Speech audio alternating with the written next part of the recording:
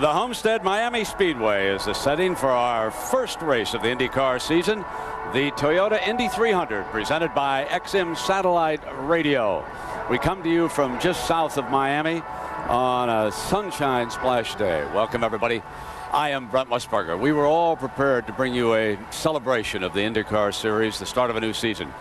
But as you are all well aware, there are inherent life and death risks in this sport, making it the most demanding test of man and machine in the world. And here earlier this morning, tragedy struck. It was just 3 minutes into their final session when Ed Carpenter spun out in turn 2. He bounced off the wall and slid down. Spotters immediately warned other drivers of the danger. Several made it past. But rookie Paul Dana, the Rahal Letterman team, slammed into Carpenter's car at 176 miles an hour. The two drivers were quickly airlifted to Jackson Memorial Hospital in nearby Miami. The announcement we all dreaded came at 12:45 p.m. It was made by Brian Barnard. Both drivers were removed from their cars and flown to Jackson Memorial Hospital, where shortly before noon, Paul Dana was pronounced dead from the injuries he suffered in the accident. Obviously, our thoughts and prayers are with the Paul Dana family and everyone associated with the Rahal Letterman race team. Ed Carpenter remains in stable condition, still in the hospital in Miami. And afterwards, shaken Bobby Rahal quickly withdrew his other two drivers, Danica Patrick and Buddy Rice. So you can see Danica leaving badly shaken after she heard news. Buddy Rice was told by my colleague, Jack Arute. And no one was closer to Paul Dana than our Dr. Jerry Punch. And Jerry, this is a blow for all of us and all of racing. Well, Brent, we are all still in shock down here. The tragic death of Paul Dana has impacted every single driver here on pit road today, because at one point in their career, they were where he was today, a promising, passionate young rookie chasing a dream.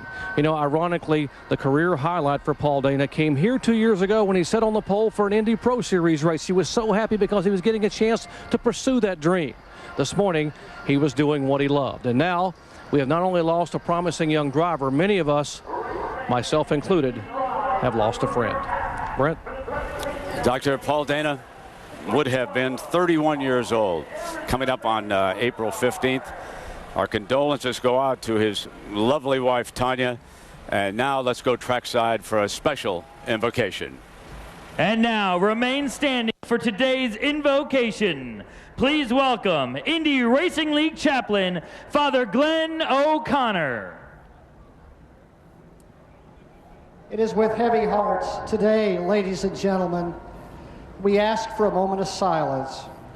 Our thoughts and our prayers with Paul Dana's family and the entire Rahal Letterman racing team. We now observe that moment of silence.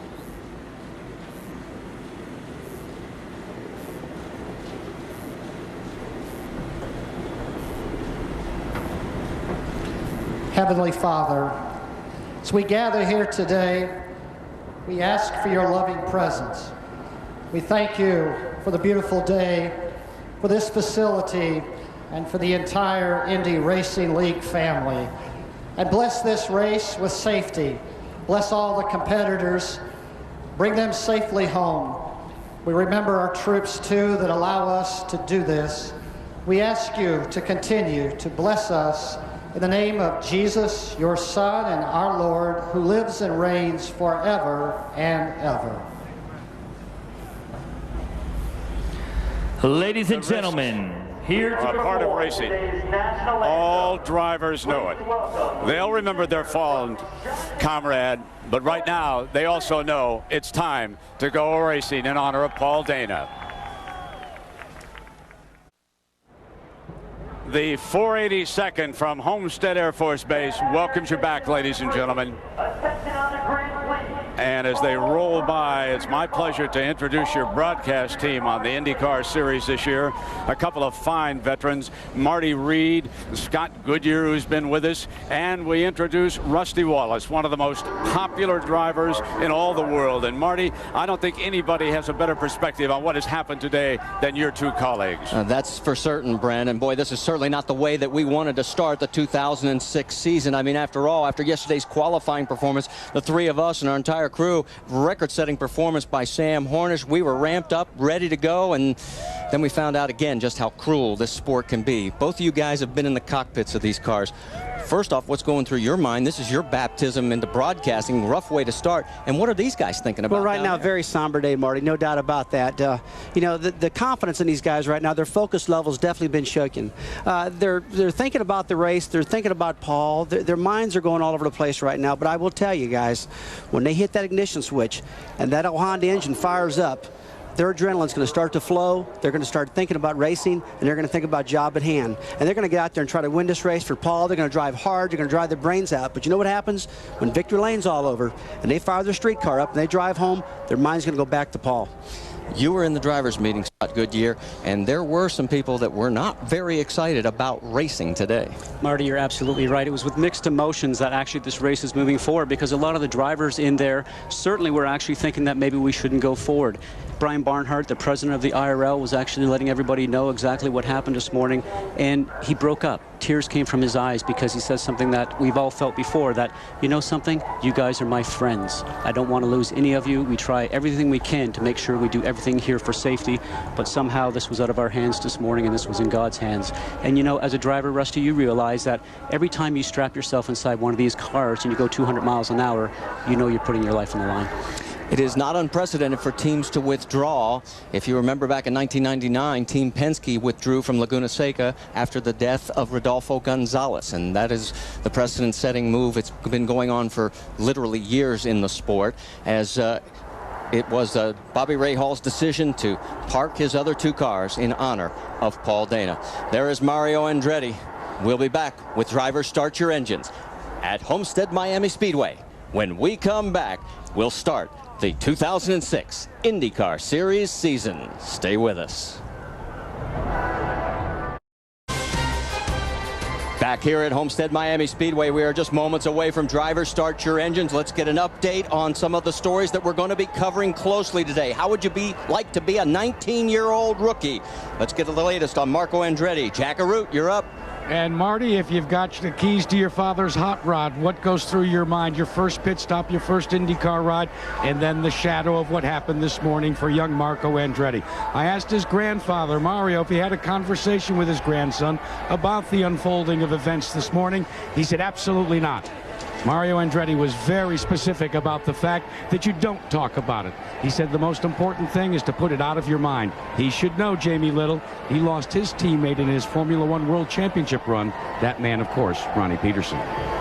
Well, Jack, all the drivers are remembering Paul today in different ways, and Dan Weldon is running the number 17 on his side pods. But it's here at Homestead 1 year ago that he has a great memory. It began his record-breaking season. He won here, went on to win the Indianapolis 500, and then the championship. Guys, today he makes his debut with a brand new team in Target Chip Ganassi Racing and the number 10. Dr. Punch? Well, Jamie, today marks the 45th time the Team Penske drivers have swept the front row in qualifying at an IndyCar Series event. And that might be a good omen for outside pole sitter Helio Castroneves. You know, when it happened last June at Richmond, he started second but led the most laps and cruised to his first win of the year. Now, 2 years ago here at Homestead, they finished 1-2, but it was Sam Hornish who made the move in the final laps, just edging Helio. Hornish winning for the third time in just 5 starts at Homestead. So, if history is any indicator, the battle between these two alone should be well worth the watch. Marty? All right, thanks, Doc. As we are just about a minute away from Gentlemen Start Your Engines, as you see Sam Hornish, our pole sitter, he alongside with Helio Castroneves, as they will be coming to life here with the Gentlemen Start Your Engines call. And there is Mario Andretti, Michael Andretti. Can you believe how nervous those two must be right now? They must be real nervous right now watching them. There's no doubt. Their hearts are pumping right now. There is Vitor Mira. He had a crash, the first one back in practice on Friday. Took him out just going up to the wall very quickly, came down, wasn't sure what happened to it, but he was doing full tank testing. So does that mean they might have problems with the car running in race trim? That's going to be something we're going to have to watch for. So we are just about ready for the command that will begin the 2006 IndyCar season. Let's take you down trackside for those 4 famous words that everybody waits all winter long to hear.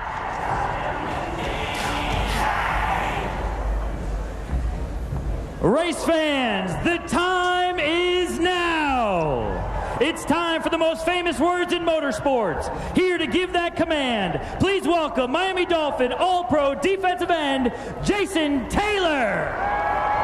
Drivers, start your engines.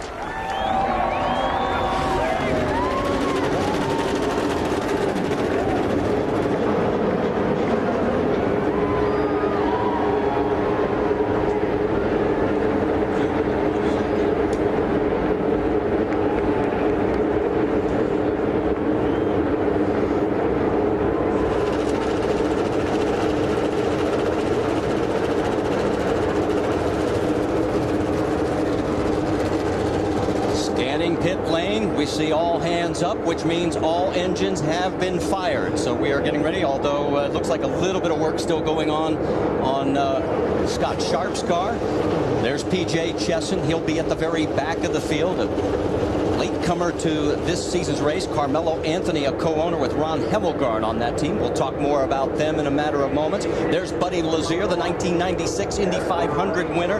And here they go. The cars begin to roll out of pit lane. This is the time that I love. You're inside the cockpit. Rusty, you can feel the vibrations going up your back from the engine. You let the clutch out, and man, you know you got 650 horsepower to go racing with. Well, there's no doubt about that. This is a time where the adrenaline's flowing right now. They got everything working. They've had 2 big practice sessions, Scott, Friday and Saturday. They feel their cars are prepared. Trouble for Brian Herta. The car had fired, did not come fully to ignition, and now they are still in pit lane. So they have problems on the number 7 XM Satellite Andretti Green racing machine.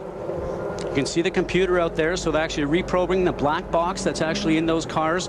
These cars run on computers just like our road cars, and once they figure out what's going on, they'll give a signal to the starter in the back to turn the engine over, and hopefully it will start. Meanwhile, the rest of the field goes out onto the 1.5-mile oval here at Homestead Miami Speedway to begin the 3-lap process.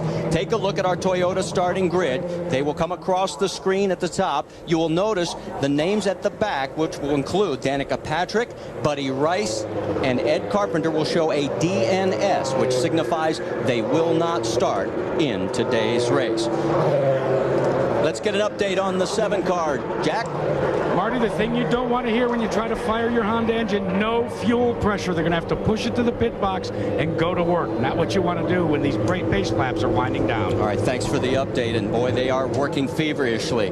Now let's check our onboard cameras now. We'll take you from back to front in the starting field. We've got one with 19-year-old rookie Marco Andretti. He will start 13th.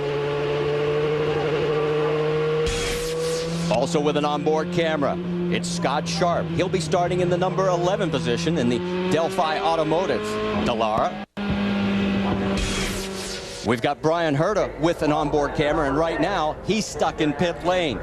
That is not the view he wants you to see.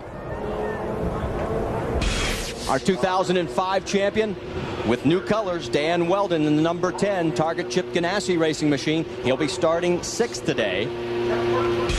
And our final onboard camera with the 2004 IndyCar Series champion with Tony Kanaan. One of the things we're going to put Rusty to work on is talking to these drivers. And we're going to do it right now with Sam Hornish, right? Sam Hornish, this is Rusty Wallace in ABC booth. Buddy, you got us? I copy. All right, Sam, great qualifying run at 2:18 and some change. You've got 2 races on this racetrack since your practice. Are you concerned with the grip level or not in these early laps of the races, especially in turn 3 and 4? Yeah, we're still trying to figure out exactly what we need for the setup. You know, we didn't get this morning's practice like we needed, but the big thing is that we go out here and finish all 200 laps, making them all Richie Penske 1-2 at the end. All right, buddy, great race. Have a good one here. We're ball pulling for you. So that's one of the jobs we're going to give to Rusty all season long, as we are going to also go side by side again this year. As when we go to commercial break, you will not miss a single thing, because in the left side of the screen you'll see the racing action, in the right side you'll see the commercial. Coming out through 3 and 4, the 2006 IndyCar season is officially green. Green flag.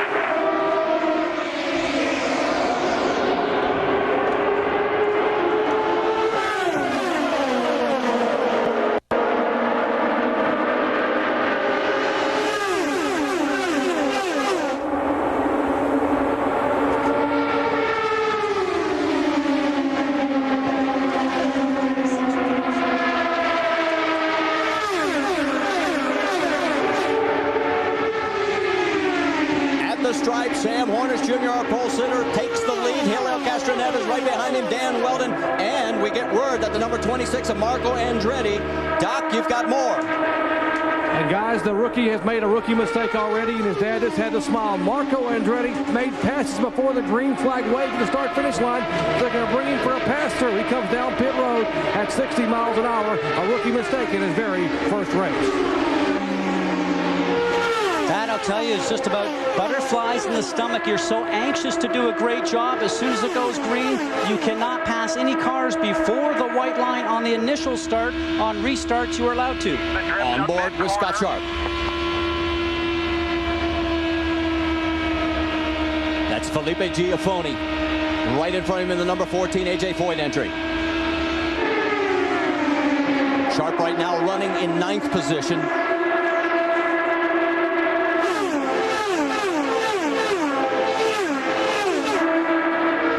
These guys right now are just feeling this racetrack out. There was 2 races last night, guys, since these guys have practiced. They've had the DP race. They've had the other races.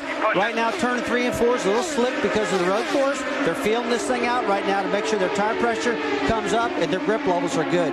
Scott Sharp completes the pass on Giafoni, moves up into 8th. In fact, Giafoni is under attack now by Koski Matsura, and Sharp marches on. While all this action is going on, we will tell you that Brian Herta is still in pit lane, so he's already 4 laps down. Here's the battle for the race lead. Lockstep right now for Team Penske, Hornish, and Helio Castroneves. For Sam Hornish, he's now led 5 of his 6 starts here at Homestead Miami Speedway. He has 3 wins here, more than anybody else in the field. Not only 3 wins, but his first win here came actually with the Penske team when he first started driving with Penske, and he actually went up there and passed his teammate Helio Castroneves for the win on his debut with Penske Racing. Very, very impressive. Sam told me earlier, he said, look, I've always wanted this Honda horsepower. I felt like the Toyotas behind a little bit last year, Rusty. And he said, look, if I get this power, I think we can put it on them. Right now, I talked to Roger Penske this morning. He said, look, we qualified at low trim last night. We're going to go ahead and bring this wing angle up a little bit, get some downforce in these cars. And so both cars got a little bit more downforce on them from what they qualified yesterday, Scott. And you talk about the downforce, there has been a rule change so far this year, guys, where last year it was a 10-degree wing angle flap on the rear wing with a 1-inch wicker. That's the black stripe that goes across the top of the wing on the back. And this year it's now been down to 5 degrees. It's now 5 degrees wing angle and a 1/2 degree or a 1/2-inch wicker bill, rather. And I'll tell you something, the cars are much more slipperier with that. Let's get more from Jerry Punch. And guys, you mentioned the 2 Penske cars. Both scattered the old track record set 2 years ago here by Buddy Rice. And the way they did it was they probably had the least amount of downforce of anyone on the pit road in qualifying. But today, at the start of the race, and he walked out and looked at all the cars, the Penske guys would tell you we probably have more downforce than anyone else in the field. Why? Because Roger Penske said it's going to be warm, the track's going to be greasy. We need to be able to work traffic and work together. When we do that, we need downforce. Yeah, we're very comfortable that we have plenty of power with that Honda engine. And if you look at the speeds, as we got yellow on the racetrack, the yellow has come out. We're looking around to see if there is any incident. Vitor Mirror is already in the pit access road, but see nothing around the racetrack. Maybe there could be possible debris. We were talking about the speeds, 213 miles an hour for both Penske cars. That compares to the 218 that they qualified in, so that gives you an idea of what the difference we're talking about with the downforce. Stay with us. We are going to take a commercial break, but you will not miss a lap as we go side by side at Homestead Miami.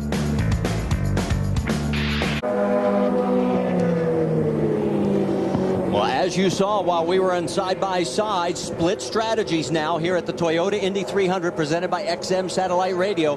Helio Castroneves brought it into the pits while Sam Hornish stays out, guys. Nice to split the strategy here with Team Penske. As you know, Rusty, having 2 cars, having 2 options out there, I think is very, very smart.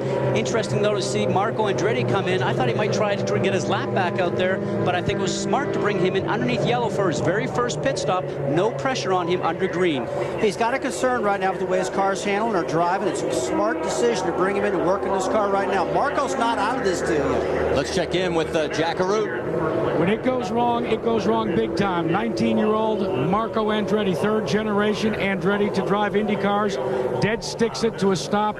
His day is over, fellas. On that ensuing pit stop, while we were away in side by side, he lit up the tires. There's no traction control or launch control anymore, and there's also a problem out on out on the track as well, guys. Jack, we've got to jump in. I'm sorry, but we've got a fire down there. Buddy Lazier's car is on fire, and he's having trouble getting out of the cockpit. Jamie, you've got more? Guys, Buddy Lazier came into the pit and he stalled it trying to exit, and then when they tried to reignite it, you saw flames come out, but they reignited it anyway. He went down pit road, and right away we saw that fire come. Guys? And those flames are an oil fire, because obviously with methanol in the tank, we would not see those flames if it was a methanol fire. Always the worst thing for a driver to fear is these methanol fires, because, Marty, as you say, you cannot see the flames. Now, he's trying to get out of the car. He's got a lot to remove. He's got a 6-way safety harness, remove his radio, and a bunch of other things like a water bottle, Rusty. There's not the size inside these cockpits like you guys have inside your Cup cars. You're exactly right, Scott. I'll tell you what, it seems like I would be scared to have a pit right now. I mean, you come down pit road, you have 2 or 3 drivers have problems right away with pit stops. And there is Marco out of the car. Well, we've got to take another commercial break. We'll be right back after this word from our ABC stations. Stay with us.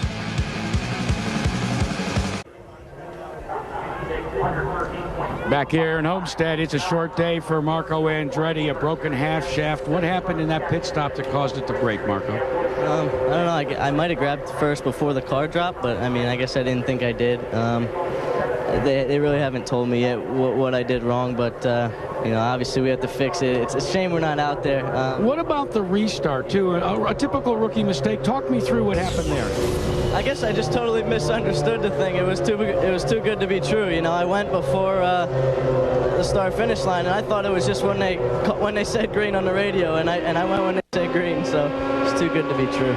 So what did Pop say to you after that one? You screwed up. I think that says it all, guys. I think that sums it up quite well. And there's Grandpa, and they'll go back and they'll dissect everything. And really, that's the first mistake we've seen him make. We were here 3 weeks ago for the testing, Rusty, and he didn't put a wheel wrong. Oh, I tell you what, Marco looks so good in practice on the road course. Scotty looks so good on the oval. The guy's been calm. He's been collected. I expected big things, and I still expect big things out of Marco. You know, I mean, he wasn't out of this thing. He could have got his lap back pretty easy, I think, under the new rules that IRL has. But hey, broke that half shaft, and that's just a parts failure. This kid will be back. He'll be back a long distance, as you said. Probably could have got the lap back and been competitive. The thing that comes to mind for me, though, as a driver is, you know, something I would have loved to be able to get out there as a rookie and complete the whole race, because you learn so much more. Now he goes to St. Pete's next week, which is a road course. He has background in that, and then he's got to go all the way over to Japan, and he really doesn't have oval racing experience yet because he did not get a chance to run here. All right, let's talk about what's happened so far on the racetrack. And just in case you're just tuning in, we started with 16 cars because of the crash this morning involving Paul Dana and, of course, Ed Carpenter. You know all about that. Then Danica Patrick and Buddy Rice were withdrawn by Team Ray Hall Letterman. That brought us to our 16-car field. Since the start of this race, Brian Herta never made it to the start. He was in the pit lane. Vitor Mira, Marco Andretti, and Buddy Lazier are out. We're down to 12 cars. What's this do to race strategy for everybody? Yeah. Well, you look, there's 12 guys racing each other, and only one of them is going to win the race. I'm going to tell you, all 12 of those guys are going to be going for it wide open. Interesting to me, because obviously everybody has the same Honda engine now, the same horsepower because of the same power plant, the same fuel mileage possibilities, the same settings on their fuel trim, whether they're going to go negative to try and save a little bit of fuel. And the thing that comes to mind for me is, will it come down to how much they selected, how much downforce, how much wing is in the car, and how much drag is on that car? This racetrack is wide open for fast racing right now. You saw Dan Weldon there as he's in second place. Let's get caught up with another one of those drivers that's out of the race. Vitor Mira is with Dr. Jerry Punch. And Marty, that's the reason for the yellow here today. The 28-year-old Brazilian Vitor Mira had a problem with the Panther machine. And Vitor, not been your weekend thus far. First, what happened here a moment ago in the race? Well, we're not really sure. It's engine related, but it can be caused by radiator, electrical problem. I mean, we're just analyzing. We don't know yet. Do you not have any kind of good luck charms at all? I mean, considering what happened on Friday, an accident where you nearly lost a car with a cut tire, and then today, I mean, how do you change your luck? let me know. I don't know. I'm doing my best here. The team is doing their best. Honda is doing their best, and I mean it's gonna come. That's not to worry. It's gonna come. All right, Vitor Merrill. Let's check in with Jack Arute standing by with Brian Herta. Thanks, Doc. And you know, Brian Herta never even got to fire a lap, fuel pressure problems, but I understand XM radio crew is hard at work back in the garage. Yeah, we're gonna try and get back out and run some laps. I mean, it's been a crazy day, and a lot of cars are dropping out. So, you know, at this point, we'll just run around a little bit, and pick up a few points, and you know, at least get a feel for how our car would have been. Brian, with everything that happened this morning and now your disappointment here, is it an emotional roller coaster for drivers? Can you describe what the feelings are like? Well, I mean, obviously, Jack, it's not very nice to you know, lose somebody like we did this morning, and then you know, I love this job, and I have a lot of passion for racing, but right now I'm just doing my job. I don't really feel like I'm just going to go run. We're back to green, boys. The hammer is down, and we are back to green flag racing at the Toyota Indy 300.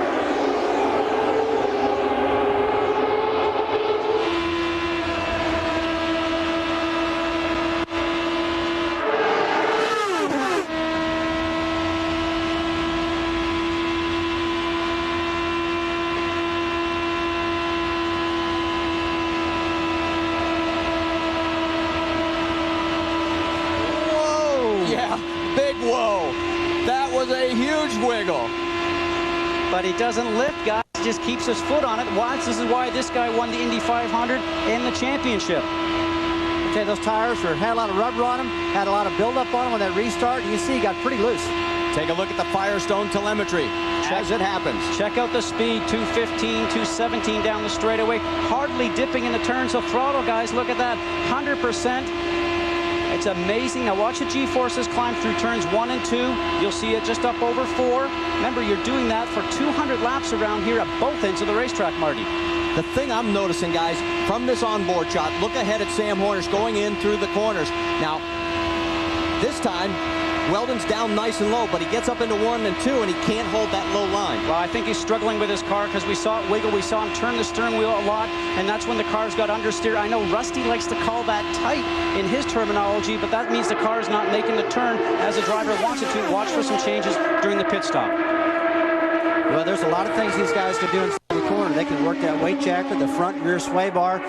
These guys are shifting every single lap. They're moving those bars. We watched Franchitti the other day in practice, Scott. He was moving the front bar, then he moved his right hand over and shift. A lot of action going on in these cockpits. Right now, it's Sam Hornish in front of Dan Weldon. Dario Franchitti is third, and in fourth place, it is Tony Kanaan. Let's get you caught up as we take you up to speed. Dr. Jerry Bunch with Sam Hornish. Well, Roger Penske very pleased with Sam Hornish on the restart. Not only did Sam pull away, but Sam is continuing to pull away here from the second place car. They think they made the right call.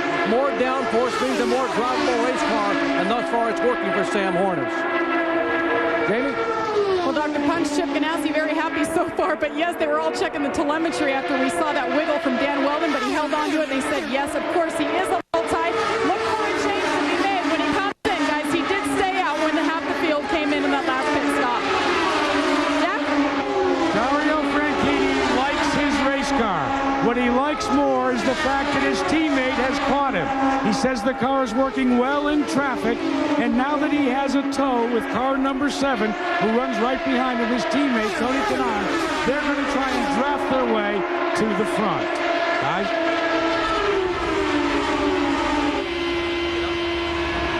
You're on board with Tony Kanaan, as right now he is running in 4th spot, trying to track down his teammate, Dario Franchitti. Listen to the radio.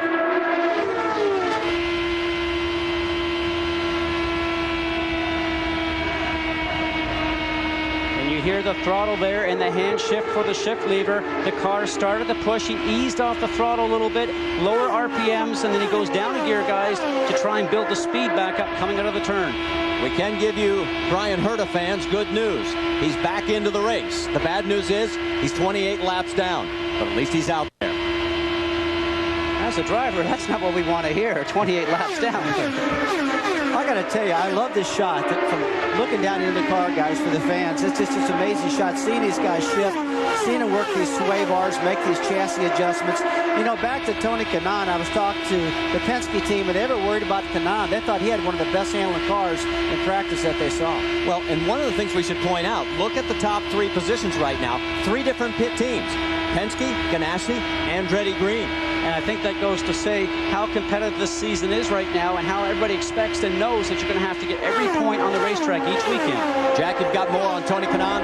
Well, I remember there was only 3 minutes of final practice this morning, and for Tony Kanaan, it was a valuable 3 minutes. They got a half a lap in with a totally different setup they used in previous practices. He liked it so much, they kept it on the car today. The car, he reports, is close, but they still want to make some additional tweaks to it. These cars with these new 5-degree wing angle allow some sensitivity to even the minor changes. Yeah, I remember we were talking about that yesterday in one of our meetings where he was saying every driver adjustment is more important this year than it's ever been. And that's because the overall downforce is lower on this race car than it was particularly maybe possibly a year ago. Now, see the RPM's just a little bit lower than he might want on this Firestone telemetry with Tony Kanaan, who's riding along in 4th. Maximum RPM is 10,300. He wants to maybe be just around 10.1. Look at the throttle, though, 100% throttle. These guys are just flat out all the way around. And the G-force going through the turn. Watch this now, up over 3 again, Rusty. And I'll tell you, these drivers are telling me around lap 20, these tires are starting to give up. Track starts getting slick, and 4 tires are very, very important to these guys. Another thing, you know, Ganassi and Penske, last year with the Toyota engine, they felt as though they didn't have enough horsepower. Boy, and they got this Honda engine right now, and they worked last year all year long getting these cars trimmed out. And when they popped about 40 more horsepower to the hood, these hot rods took off. Let's talk for any new fans that may be tuning in for the first time or haven't been in a long time about G-forces. Describe what it specifically means. Well, basically, you get through the turn, you see 2 G-forces. That's twice your body weight, for instance. And, you know, if I was a spelt 140 pounds, of which I'm not, you know, 2 times. I mean, look at this right now. Great battle going on, but it's double or triple or 4 times the amount of your body weight. And you notice that inside the race car. This is the battle for 7th. You can see the speeds. That is Felipe Giafoni in front of Thomas Scheckter. Scheckter part of the Vision Racing team, the only member left after Ed Carpenter, of course, was taken out in the morning practice session with his crash. Scott, how'd you like to be a Giafoni with A.J. Foyt beating on him like crazy? Now, A.J.'s been known to, you know, cause a stir occasionally. I saw him down there in the pit area beating on that car and hollering to Giafoni, let's get this baby going. He gets pretty boisterous down there. He does, and he's got passion. There's A.J. Foyt right there, a 4-time winner of the Indianapolis 500, and certainly, I think, one of the men that all drivers look up to, Marty. And we had a great story on A.J. when we were here for the session. You know, all the news was coming out about Al Unser going back to Indy and possibly putting a deal together, which has happened. Eddie Cheever coming back to race and get ready for the 500. Michael Andretti, and A.J. looked at us and said, yeah, I looked at my wife and said, I think I could do it too. And she looked at him and said, no way, you're too old, you're too fat, and your feet don't work. I'd have to agree with his wife. Well, you're going to be the one that's going to get the rock 'em, sock 'em in the garage area afterwards. Here we go. No problem. Oh, did you see that wiggle right there? Man, you know, right now that car was just going loose coming off a turn with Thomas Scheckter, the Vision car, number 2. He's running in behind Giafoni, the number 14 car of A.J. Foyt. So he's getting a little bit of that dirty air going over his wings. And Rusty, we talked about this before, that in your guys' cars, you know, you can follow in behind, but these cars need some clean air going over the front of the wings to make sure the cars have a lot of grip. As you take a look, Sam Hornish Jr. continues to lead. In fact, he's opened up a bigger margin, a little more room. We've got to take a commercial break, but you will not miss a thing as we will go side by side. Can Sam Hornish stretch the lead, or will Dan Weldon reel him in?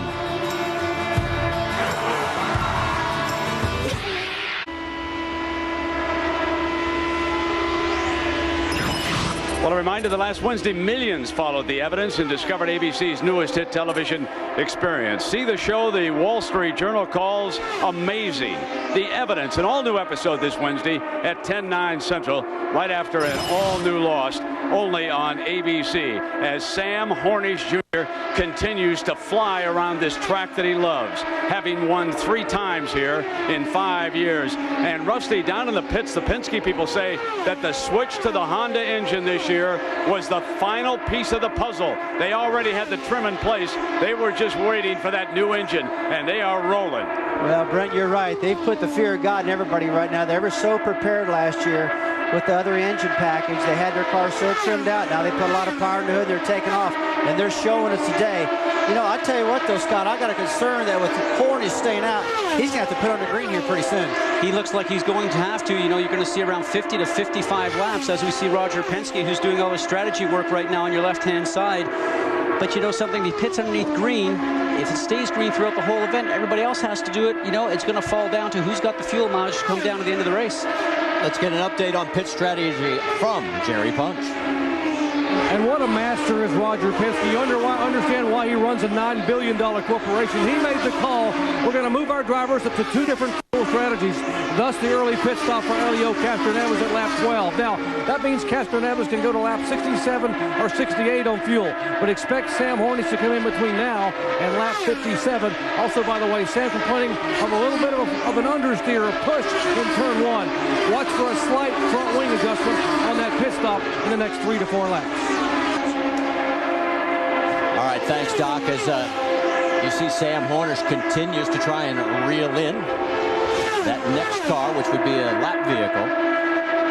You know, I was feeling bad for Brian Herta. We saw during the commercial break that he's running laps at 212 miles an hour, but unfortunately he had all that problem early. He'd be running right up in the top 5 or 6 right now. You know, but they put him back out there, guys, because there has been a lot of cars out of the race early so far. Everybody's running for a points championship, and you heard him say, we'll go out there and circulate around. With the way cars are falling out right now, we know we're going to get some points towards the championship. Speaking of the other member of Team Penske, here is the car that is in 6th place right now. That's Helio Castroneves.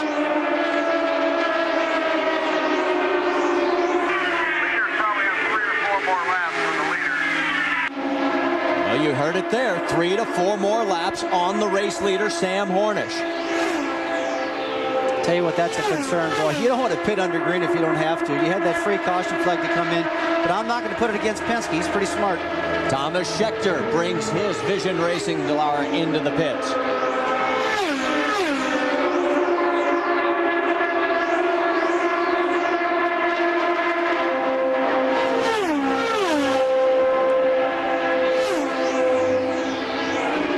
There's the stop. Tires done. And Thomas Scheckter is back out. You see those white stickers on the tires as they're going around. That's what we like to call them. Sticker tires, brand new, never been on the racetrack before, not even scrubbed in for a lap. Drivers have to be very cautious leaving this very slippery pit exit because you can slide on new tires. Go, go, go, go, go! We talked so much about the launch control. It came up in bit Marco Andretti. You saw a bit of an example there about the wheel spin. Launch control last year, that was available in all the cars, helped the drivers sort of get out of the pit box, and then traction control took over, much like you and I have on our road car, to stop the tires from spinning if they're actually going to make too much horsepower like these cars do, or in slippery conditions. No launch control, no traction control this year. It's back up to the driver to operate it like we did in the old days, Rusty. Now, your right foot is traction control. Well, this cat's got to feather the throttle leaving the pits right now, not stall this thing. Got to work real hard at that. I tell you, these pit stops are starting to wake up right now. We're lap 58. Here they start coming down. And I tell you what, I talked to these guys last night. It's a look around lap 50. And that's Dario Franchitti coming into pit lane. Jack Arute. A 60-mile-an-hour speed limit makes this trip for the Klein Tools car with Dario Franchitti seem like an eternity. His crew is over the wall and ready to go to work. It'll be a nominal pit stop, taking on a full load of methanol. They've made the connection. It was about 1/10 of a second slower than they'd like. They change all 4 Firestone Firehawk tires, drop the cap. He revs the engine up, and he lights them up, and he has to come up to the gearbox when he's back. Scheduled pit stop of the day for our leader, Sam Hornish. Now watch Matt Johnson, the right front tire changer. He'll get 1 full turn of front wing. Then the left front changer, 1 complete turn of front wing. Sam Hornish down and away. He had an understeer problem, was pushing in turn 1. They hope they fixed it with the fresh rubber and the wing adjustment. Well, despite that incident,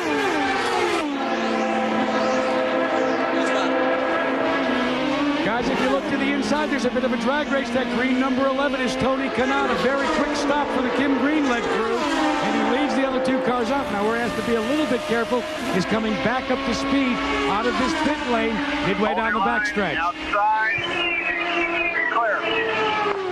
That was the spotter telling Tony Kanaan he was now clear to go back in. Now, go back to that wing adjustment. 1 degree on an oval is 1 full turn, correct? It is, and actually what that happens to do for the car is actually put more pressure on the front of the car, more pressure on the front tires, pushing down into the ground, and it stops the car from understeering. Rusty is what I like to call it. I think you like to call that tight.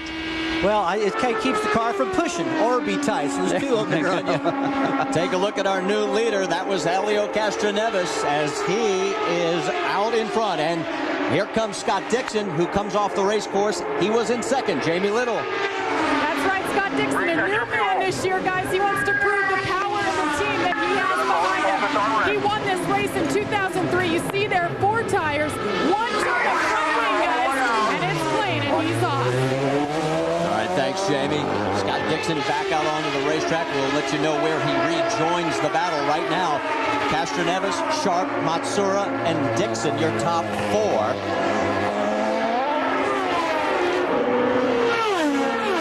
He'll come on back on the backstretch. There is Helio Castroneves. As we've got to take another commercial break, we'll go side by side. You will not miss a thing. It is still Team Penske out in front, but this time it's Miami's own Helio Castroneves. Can he stay there, or Sam Hornish come back?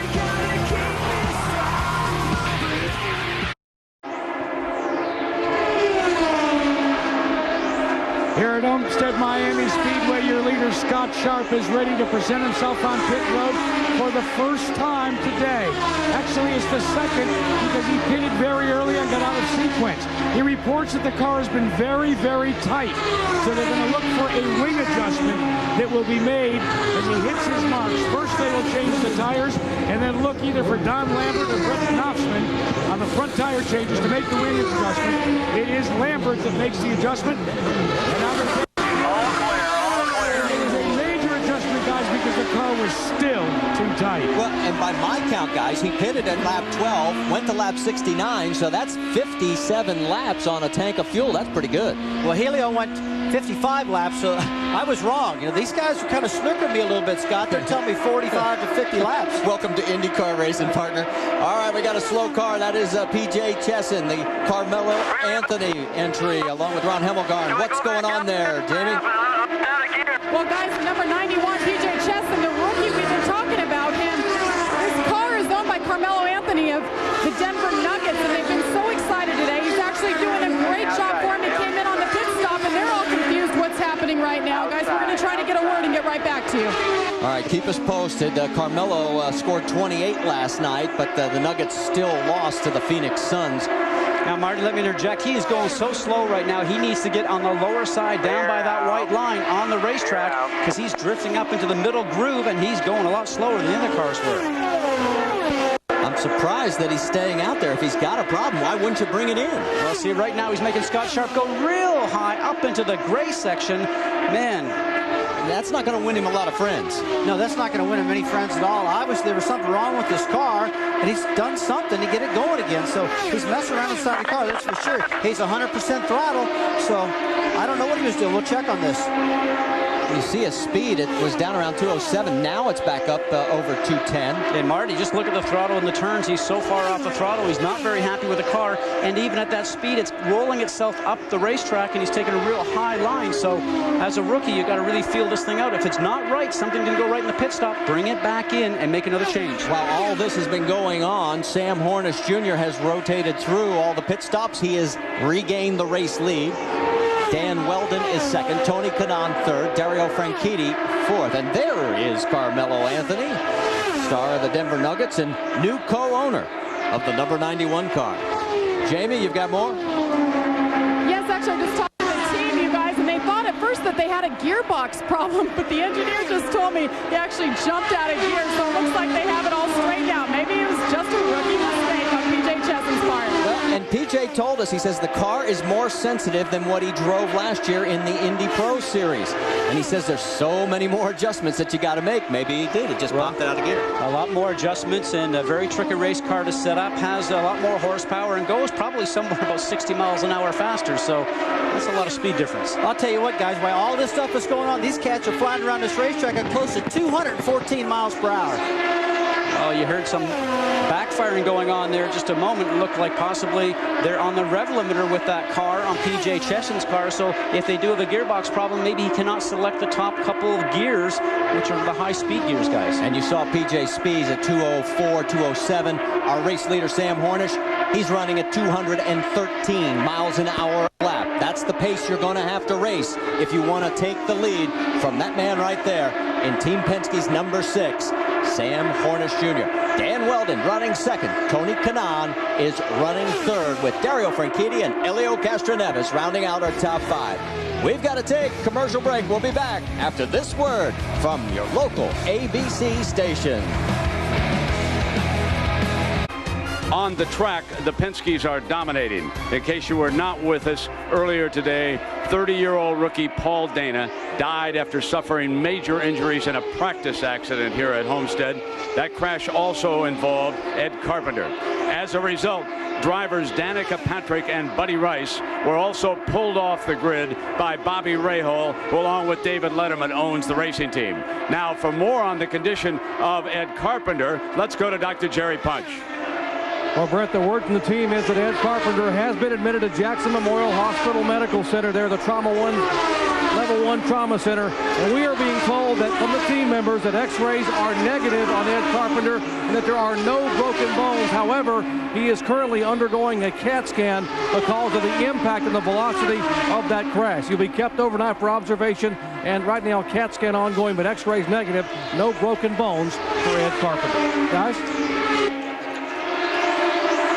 So now you've got an update on that. Thank you, Doc. Appreciate the news, and we wish Ed Carpenter all the best. As you look at Sam Hornish Jr. continue to motor around this track, 1.5 miles, with a increasing radius as far as the banking. It starts at one level and gets steeper as you go higher up, and we've talked about how much it's changed the racing here at this track, Scott. And this track has changed 3 times, Marty, from its very first outset that it had many, many years ago. It was almost like a small Indianapolis 500. They came back and put some banking on it, and just recently they came along here and put big banking on there. It starts off at 18 on the bottom, 19 in the middle, and then 20 at the high side, giving these cars a lot more grip going through the turns. And just in case you're just tuning in here at the bottom of the hour, let's get you up to speed. And Jerry Punch, you're up first. Well, guys, Sam Hornish is having the kind of day drivers dream about. A shattered track record on the pole in qualifying. He's dominated early on. The only problem he had at all was a little bit of an understeer. They fixed that with 1 full turn of wing on his first pit stop. He's about 30 laps away from stop number 2. He wants to have 4 wins and 6 starts here. Right now, he's 3 for 5. Let's check in with Jamie Little. Well, Dr. Punch, Scott Dixon, when he came in on his last pit stop, he was complaining of an understeer problem as well, saying the car was not balanced. He came in, they made 1 turn of front wing. He's gone back out and he got it balanced. However, he just reported on the radio that in traffic he has that understeer problem. Jack? For Dario Franchitti, so far this has been a dream ride for him. Why? Because he said the best thing about this racetrack until today was getting in the helicopter and leaving. But right now he likes his car, and he's still trying to find the minutest adjustments to make it go a little faster through the air. Meanwhile, the car directly behind him, car number 11, is his teammate, Tony Kanaan.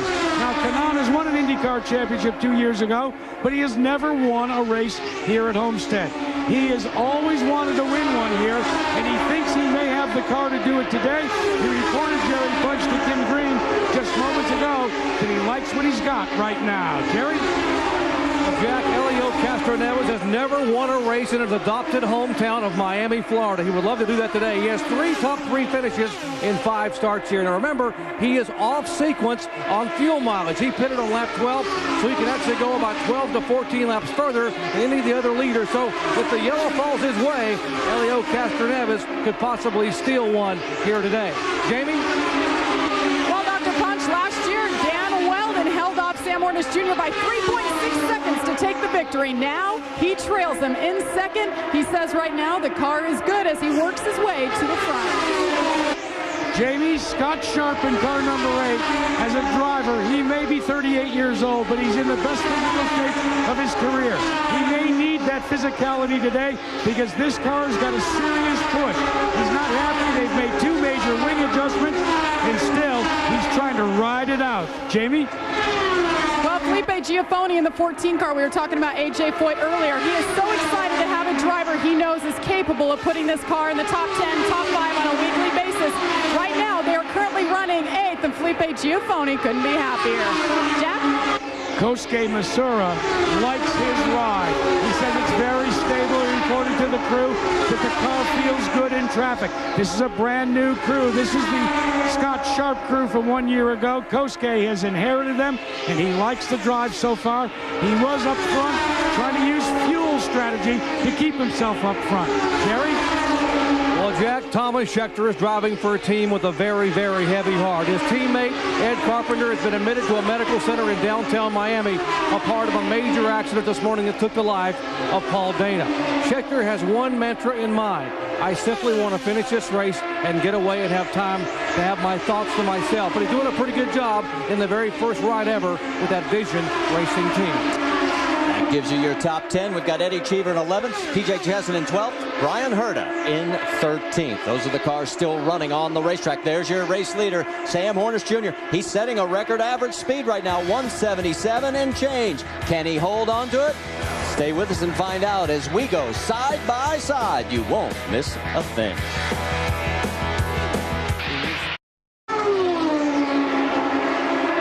Welcome back to the Homestead Miami Speedway. I'm Brent Musburger. Sam Hornish Jr.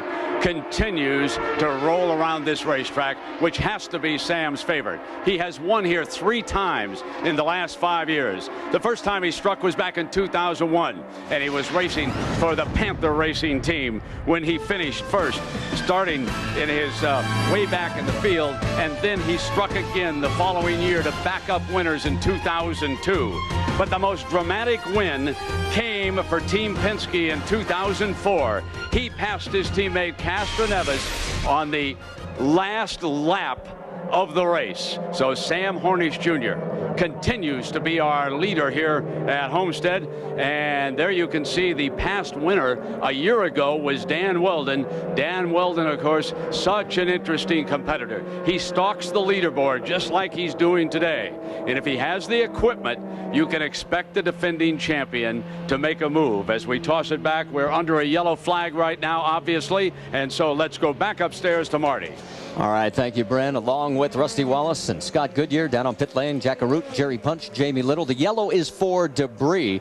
And just to put a period on Sam, 2 of those 3 years when he won here, he went on to win the championship. And that's exactly what Dan Weldon did last year. Won here and went on to win the championship. Seems to be a lucky racetrack for that. But this yellow is going to play into everybody right now that's running at the front, because 48 laps since the last time they were in for fuel. So they were getting very close, needing fuel somewhere before lap 55. So watch for everybody to come in here and do refueling. Well, I'll tell you another thing, Scott. Weldon and Franchitti and Kanaan and Castro Neves have been flying.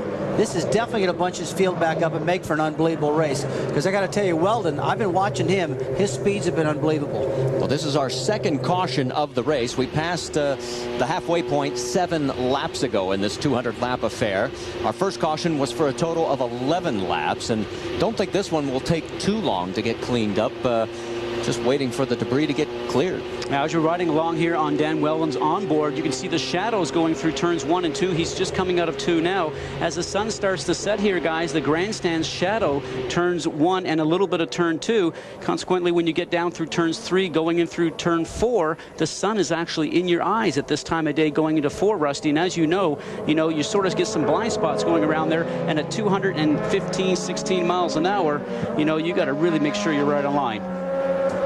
Well, we're going to set up for our triple pits. We'll show you 3 pit stops, and we're going to start it off with Jamie Little. Well, Marty, you guys touched on it earlier in the race. Dan Weldon was having a problem keeping his car on the bottom line, and he still is. So he said, I'm going to bring it in. You guys give me a turn of front wing. He's having some difficulty out there. As they make their way down pit road, they're going to make 1 turn of front wing, full fuel, and 4 tires. Dr. Punch. Sam Hornish, top of your screen. He's our leader. He says, guys, don't touch a thing. Put 4 fresh tire tones on, 30 gallons of fuel, and do not touch the chassis. We're that good. Jack Arun with Dario Franchitti. At the bottom of your screen, front wing adjustment for the Scotsman. They make the adjustment, they adjust it up to try and loosen the car just a little bit. He pulls out, and we've got a bad dash to the line. All right, thanks, guys. Action fast and furious as always whenever a yellow comes out. And there is Sam Hornish as he pulls back out onto the racetrack. Marty, I'll tell you something. The pace that he was running, he's already put Scott Sharp a lap down, Matsura a lap down. He was getting close to going towards Dixon and Weldon. He is running at a pace that if it was underneath green, a lot of those guys are about ready to go down a lap because he is just going so fast today. And I asked him this morning after the drivers' meeting, I said, you know something? Can you go quicker? And he said, you know something? Absolutely. We left a little bit on the table in qualifying. All right, let's see if we can talk to Dan Weldon. Rusty? Dan Weldon, Rusty Wallace, in the ABC booth. You got me, buddy?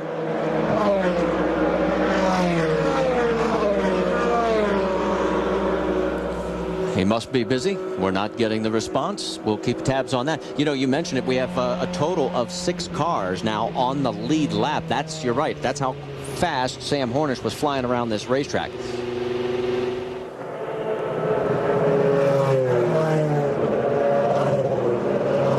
Talking a little bit of strategy about what these guys are thinking of. They know that they have one more stop coming up, guys.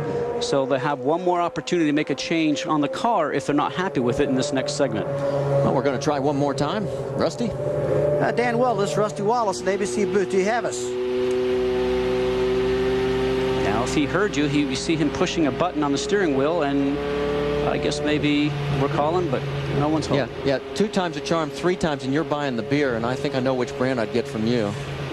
Well, I tell you what, those guys might have moved to Channel 2 on us, guys, because that happens occasionally. I think so. That's true. That's true. They do have a backup frequency, and they may have had a problem and switched it right before the start of the race and forgot to tell us. But here we go as we get ready to go back to green flag racing. We're under caution for only the 2nd time here. Let's update you on some of the other stories that we put periods on a lot earlier, but just in case you're tuning in a little later.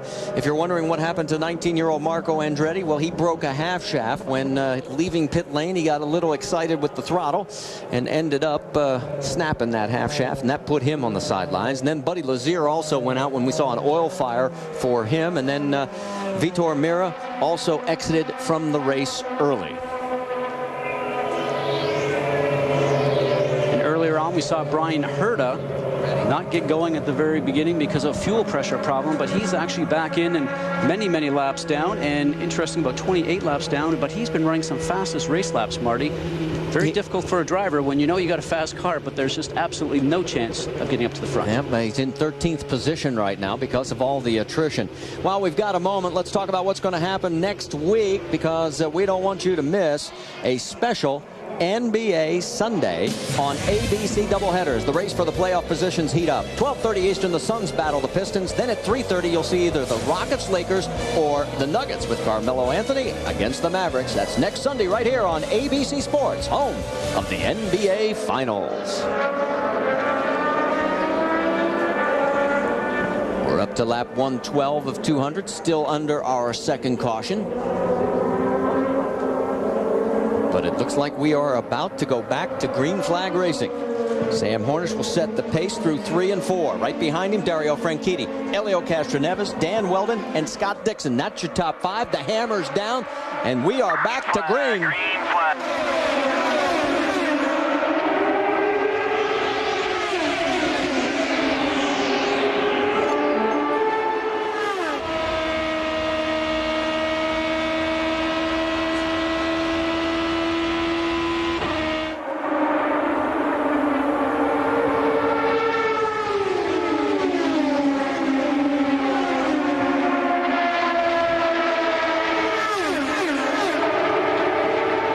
Coming back to the stripe, it's a Penske freight train once again. Hornish, Castroneves, followed by Franchitti, Weldon, and Dixon. I'll tell you what, Scott, they can run these cars all over this racetrack. They're exiting so high up off of turn 4, it's unreal, but then they get down to turn 1 and 2. Some are running the bottom and some are running right in the middle. That's what this compound track racing does for you. It's an interesting line. Don't forget, you got a lot of wind that goes across the racetrack here, and the wind is going across the racetrack. So when they come in through turns 1 and 2, they'll get a little bit of a push going over to 2, and when they come into 3 and 4, the car will end up being just a little bit, as I call it, positive on the front because the wind's coming over the nose. Exactly what you end up seeing where they're going in right now. Turning into 3 and 4, very low. Watch this. There's that sun glare that I was mentioning before. Now watch as we ride along here going into 1 and 2. You end up going into the shadow. Track's going to be a little bit cooler there. The car will handle a little bit different because the track temperature will be a little bit less. I tell you, you're watching the 27 car right here. You see the sparks coming out from underneath it. This thing is low on tire pressures. He's full on fuel. This car's bottoming out. Folks, that's going to go away. And all the cars doing that right now. Look at that, Scott. Oh, really... Look at that big drift up. There's some dirty air. We heard before that the number 10, Weldon, couldn't run in traffic, Marty, because he couldn't get the car to turn very well. Doesn't look like they fixed it this last stop. You looked real comfortable, and that'd be great if you were in one of your NASCAR Nextel Cup cars, Rusty. But when that happens in one of these cars, that's bad. I'm telling you what, we saw this earlier in practice when the guys lost it, sparking too bad and bottoming out too much. In a NASCAR car, you can bottom those little babies out a little bit, and you can keep on digging. In these cars, I'm not so sure.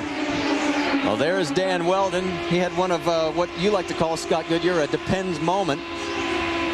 Survived it, and he's back on the throttle. And again, you can still see those sparks flying off of Frankitti's car from 3rd place. You know, very interesting, though. I'm watching Danny Weldon, and this is why I mentioned before, he's the champion. He's trying every which line he can. Look at him turning the wheel more as he gets to the middle of the turn, and the thing goes up the road. Now, as the tires start to wear a little bit, you get a little bit less grip, but these guys just came out. You know something? These guys should have a lot of grip right now through the whole turn. He's running high. He starts to go low through mid-turn, and then it still goes up the road. Guys, he doesn't have a very happy race car. Not right now. We've got to take another commercial break. You will be on right side by side with us. You won't miss a thing. Can Sam Hornish and Helio Castroneves continue to run up front, or will Dario Franchitti, Dan Weldon, and Scott Dixon track them down?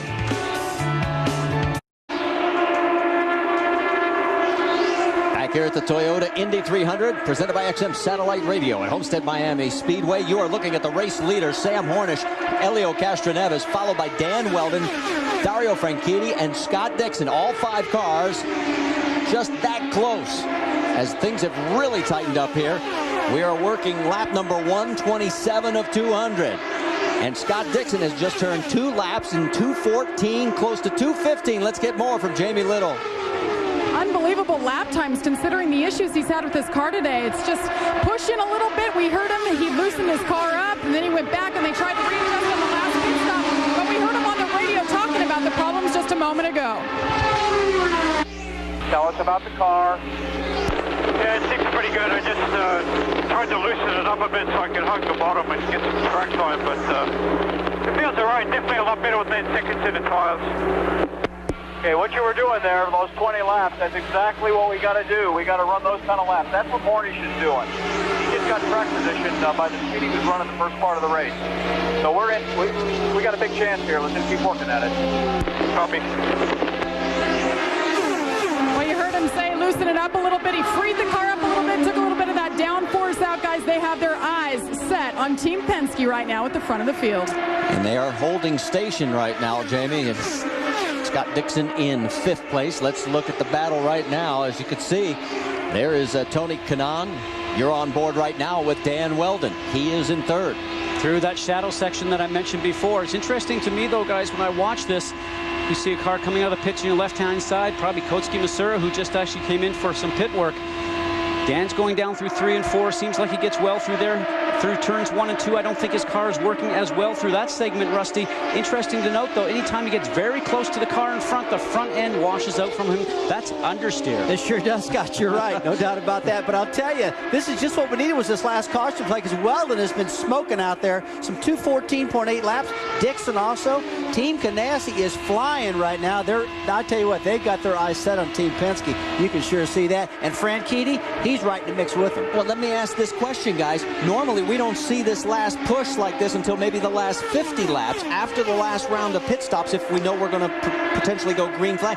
We still got one more round of pit stops at least. But you have to drive this hard, because this is what you're going to be doing these last 20 laps, 10 laps, and guarantee you, I'll tell you right now, this will come down to the last lap, last turns through 3 and 4, and a shootout coming off of 4 right down towards the finish line. It always does here. You have to run this fast to see how your car will handle to make some changes for it during the next pit stop. Danny Weldon's been working turn 4 on the high side, trying to get some momentum going. Scott, I've seen him go on the high side on entry of turn 3. And I'll tell you what, these Indy cars, they really build momentum coming off of turn 4. And you're right, buddy. I'll tell you, I wouldn't doubt it's going to be a side-by-side finish right at the line to the last lap. And here Weldon off the throttle just a little bit, picking up the gear because that car has that push, that understeer coming off the turns. So ride along with him now. Just watch his hands. 100% throttle still right now on this Firestone telemetry. 214.15 the miles per hour just gained. Let's see what goes through here. Turns 3 and 4. He's coming in through 4. Get a bit of a glare through the sun right there. Difficulty seeing. If he gets too close to those cars in front, those two Penske cars, man, does he have a problem getting through the turn. Look how dark it is there.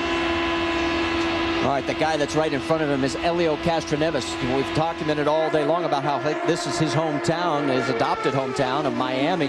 Earlier this week, you know, the NASDAQ Tennis Championships were on, which are on ESPN.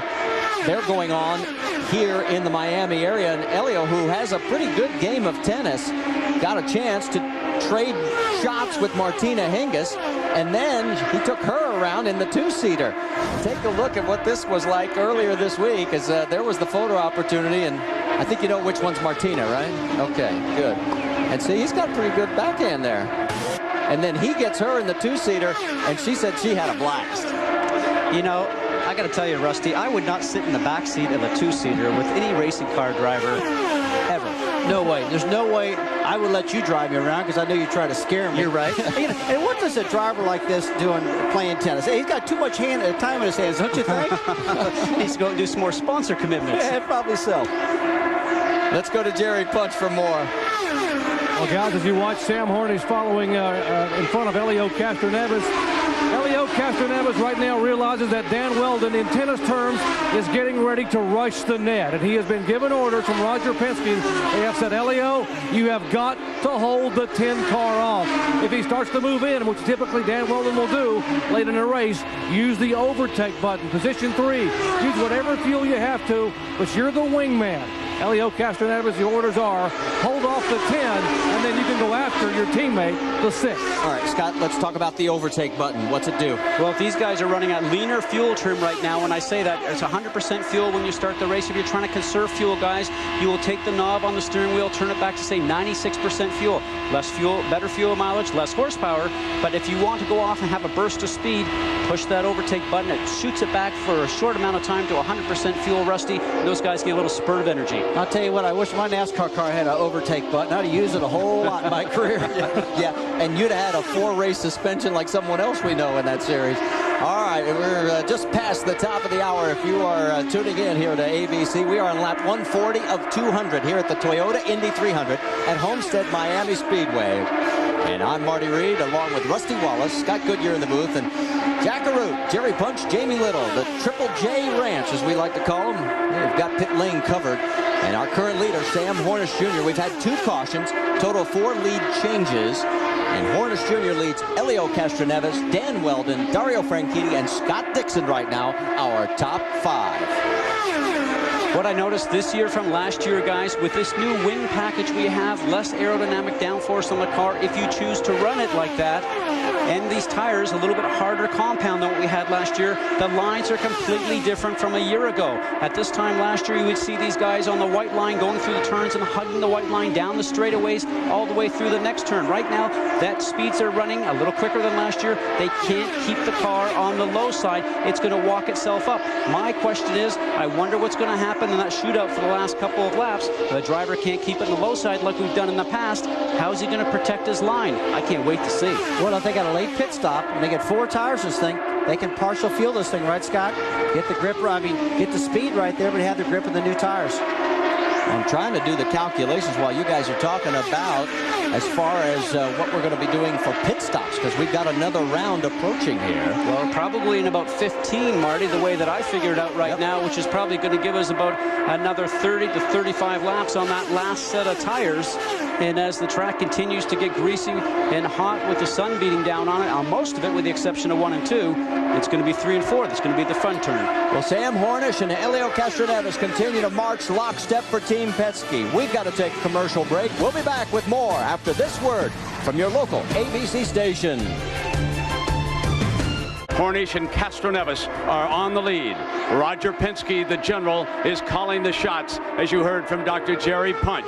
Castroneves is to be the blocking back until late in the race. That unfolded here 2 years ago when Hornish rolled past Castroneves to his 3rd victory in 5 years. But Chip Ganassi signed last year's winner, the Indy 500 winner, the series champion, Danny Weldon. He told me it took all of 5 minutes to sign Danny Weldon, who right now is stalking the 2 leaders. And of course, ladies and gentlemen, we began on a very somber note here earlier today when rookie Paul Dana from St. Louis, who was to be 31 years old come April 15th, died in a horrific accident in the final practice session. Ed Carpenter was also injured in that accident. I spoke with Tony George, his father-in-law, and the prognosis is excellent. Carpenter has been talking in the hospital. They expect a full recovery, which is the good news on Ed Carpenter. And obviously everyone's condolences goes out to the family of very talented rookie Paul Dana. And we send you back upstairs now to the gang. Here's Marty. All right, thanks, Brent. As you continue to watch the racing action out there, and we probably should point out Tony George is stepfather to Ed Carpenter. And as we said, he is going to make a complete recovery. And also, as we watch Hornish and Castroneves with Weldon now in 3rd, Dario Franchitti 4th, and Scott Dixon 5th, the pace is sort of settled again, guys. What's happened here? I think everybody's gone up there to see how the race car is going to react, and I think some of these race cars are not happy when they get too close to the cars in front. So now the guys are throttling back, saving a little bit of fuel. They have communicated with the pits. They're saying, guys, this is what's happening.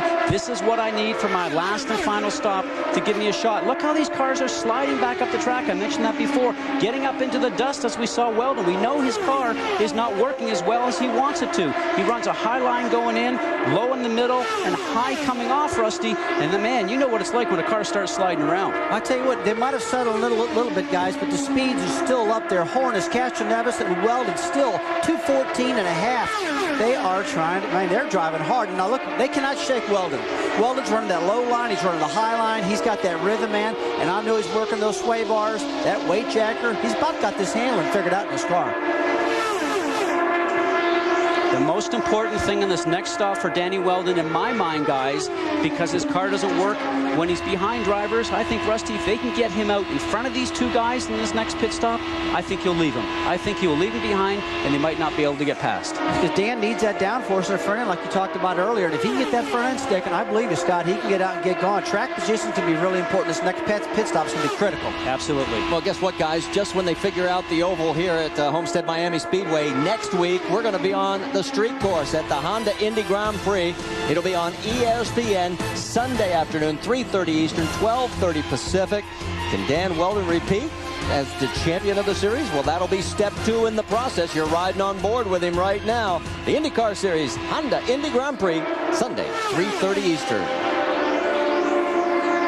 This is getting real good out on the racetrack. These 3, and you can see Castroneves is trying to make this like Team Penske has got the freight train going, and they're trying to protect each other. And just a couple of laps we're hearing from pit lane, and the leader will be heading for the pits under green. Here we go. Take a stab going down through turns 1 and 2. Oh, there they go. Okay, now does Helio stay out? Yes, he does. So Sam Hornish has peeled off. There he is on the entry, and you got to be careful. We've seen a lot of cars get real loose right there. Right there's a tough spot. It's so flat and so dirty on the pit road entrance coming off of turn 4 that these guys are spun out, and I've seen a couple of them crash here. Dr. Jerry Punch is in the pits. Guys, final pit stop of the day for 26-year-old Sam Hornish, 2-time IndyCar champion. Got to interrupt you because we've got Tony Kanaan crashing. And I'm looking right at the entrance to pit lane. Just what we were talking about. It has happened to Tony Kanaan on his entrance to pit lane. He spins it and puts it into the wall. And Kanaan was running right up in that front group, right in the top 5. And that cone that you see up on the right-hand side is actually the start of the speed limit 60-mile-an-hour zone. That looks like he came in. And Rusty, you just mentioned about the pit entrance lane, and there's no doubt it's very slippery. He must have been out of control, took out the cone, ended up going to the inside wall. Let's watch it here. You want to make up as much speed as possible coming in. The back end just comes around, locks it up, runs over the cone where the beginning of the 60-mile-an-hour speed limit is. And Rusty, we've seen this so many times. Here we go. Let's listen. Oh, you know something? He was off the gas, went to get the brake possibly, caught a little bit more gas, and the car just went around on him. That's a wild mistake. Oh, I bet he can't even believe it. He's probably kicking himself right now. But I tell you, we know for a fact that this is a tough pit road. This thing needs to be wide, and some work needs to be done on this pit road for sure. Not only for IRL, but for the stock cars. We've seen too many guys wreck coming off this thing. Third caution of the day, and a very uncharacteristic mistake for that man right there, Tony Kanaan. He completed every single lap in the 04 season when he won the championship. Dan Weldon did pit. Let's get an update from Jamie Little. Actually, Marty Reed, he entered pit road, and right as he did, they closed the pits and said nobody can enter. Chip Ganassi, I thought, was just going to throw down his pit stand here, sort of beating on it. So frustrated. Pits are open now, and Dan Weldon is in the box, guys. Remember, he's working with the... And he's off, and he gets a little loose going down pit road. And out at pit out, the 91 has stalled. That's PJ Chesson. You're going to see him off to the right of your screen now as he comes out of the pits. There is PJ. And they cannot get that car refired, obviously, from that position. Meanwhile, there is Tony Kanaan, still wondering why. Well, the thing that's hard to figure out, Scott, is it looked like he came in, he was off the throttle, then he stabbed the throttle to the last minute and got the thing out from underneath him. Well, you know, when you're coming down, you're trying to go down the gearbox from top gear down 5, 4, 3, 2, 1, and maybe he just tried to blip it to get it down to the next gear to set his speed at 60 miles an hour, or maybe something mechanically happened on the throttle linkage, but wow, I'll tell you, uncharacteristic. All right, let's get the pits rolling here. There's Elio Castroneves. Jamie, you're up. Guys, Scott Dixon is in. So is Dan Weldon. What we saw just a moment ago, under the rules, if you come in when the pits are closed, you have to come through. He was running out of fuel, and he had to come in for a splash. And he's off. Dr. Coach. Elio Castroneves leaving pit road. 4 tires, fuel, no changes. Elio had a flawless pit stop, less than 12.5 seconds. Jack?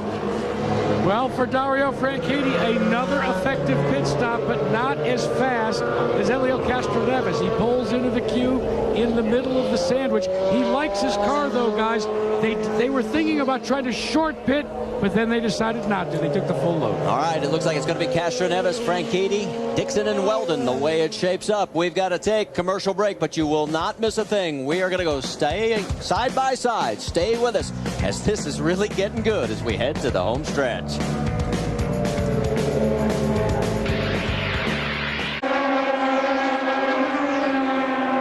Back here under caution at Homestead Miami Speedway. We are just about ready to go back green, but let's quickly check in with the man in second place right now, Dario Franchitti. Rusty? Dario Franchitti, Rusty Wallace, and ABC booth. You got us. Yeah, loud and clear, Rusty. Dario, you're looking great out there, man. You're running speeds close to 215. It looks like you might have the Penske's number. What do you think, buddy? I don't know, Rusty. The car's got a great balance, but the Clydesdale Jim Keith beam car might just not be quick enough. I don't know. Okay, well, I'll tell you what, you couldn't pull that off up here, because right now, your ride his last lap before he went caution-free was 2:14.58. That's pretty quick. And we're going to let him get back to work because the pace car is going to be pulling off. And we will be back to green flag racing. Now, Sam Hornish was very fortunate because he did get back out, was waved around because they pick up the race leader. So he is on the lead lap, not a lap down. In fact, he's listed in 5th position right now. So we've got a great 5-car shootout. Let's set it for you. Castroneves, Franchitti, Dixon, Weldon, and then Hornish. That's your top 5. But we have to point out that there's a lot of cars between Hornish and Weldon, those cars that are down a couple of laps. He has to get past those guys to get back in the fight. Here we go. Green flag, green flag.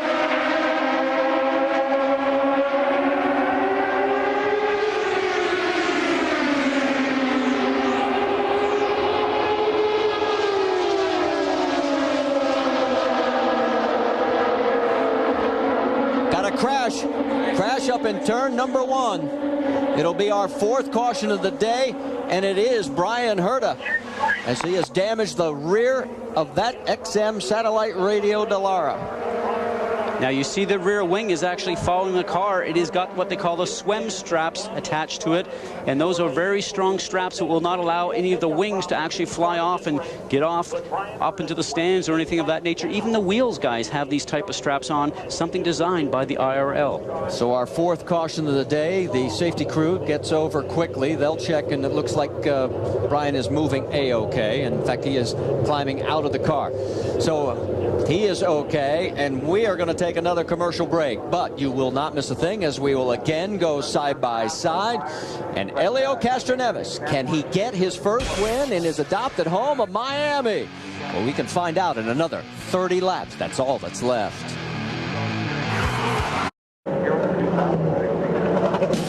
Next week, don't miss a special NBA Sunday, an ABC doubleheader. The race for the playoff heats up. 12:30 Eastern, the Suns battle the Pistons. Then at 3:30, it's either the Rockets and Lakers or Carmelo Anthony, who's right there in your screen, and the Nuggets against the Mavericks. That's next Sunday right here on ABC Sports. Let's quickly dial up our race leader.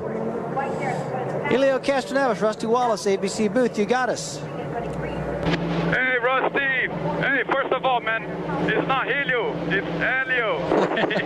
Okay, Helio. It starts with an H.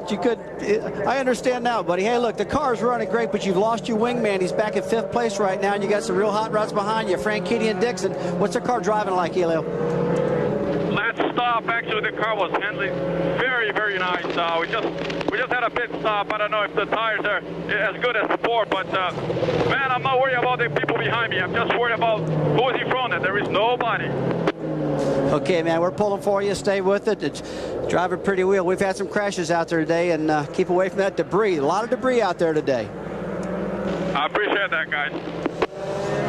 All right, as we get ready to go back to Green Flag Racing, let's get more on Team Penske. Dr. Jerry Punch.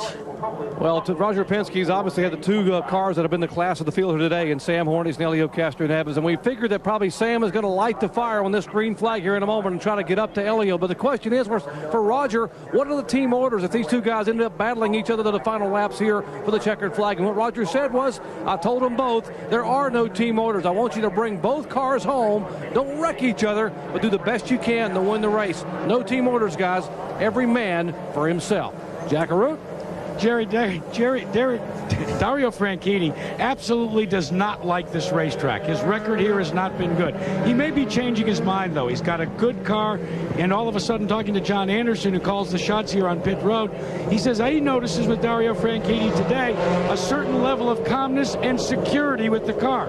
They've kind of talked him through a couple of things, try to stay out of the marbles. In fact, down here in the pits, Jamie, they're having some fun. They just threw me a bone saying, we've got a fuel problem. I said, what is it?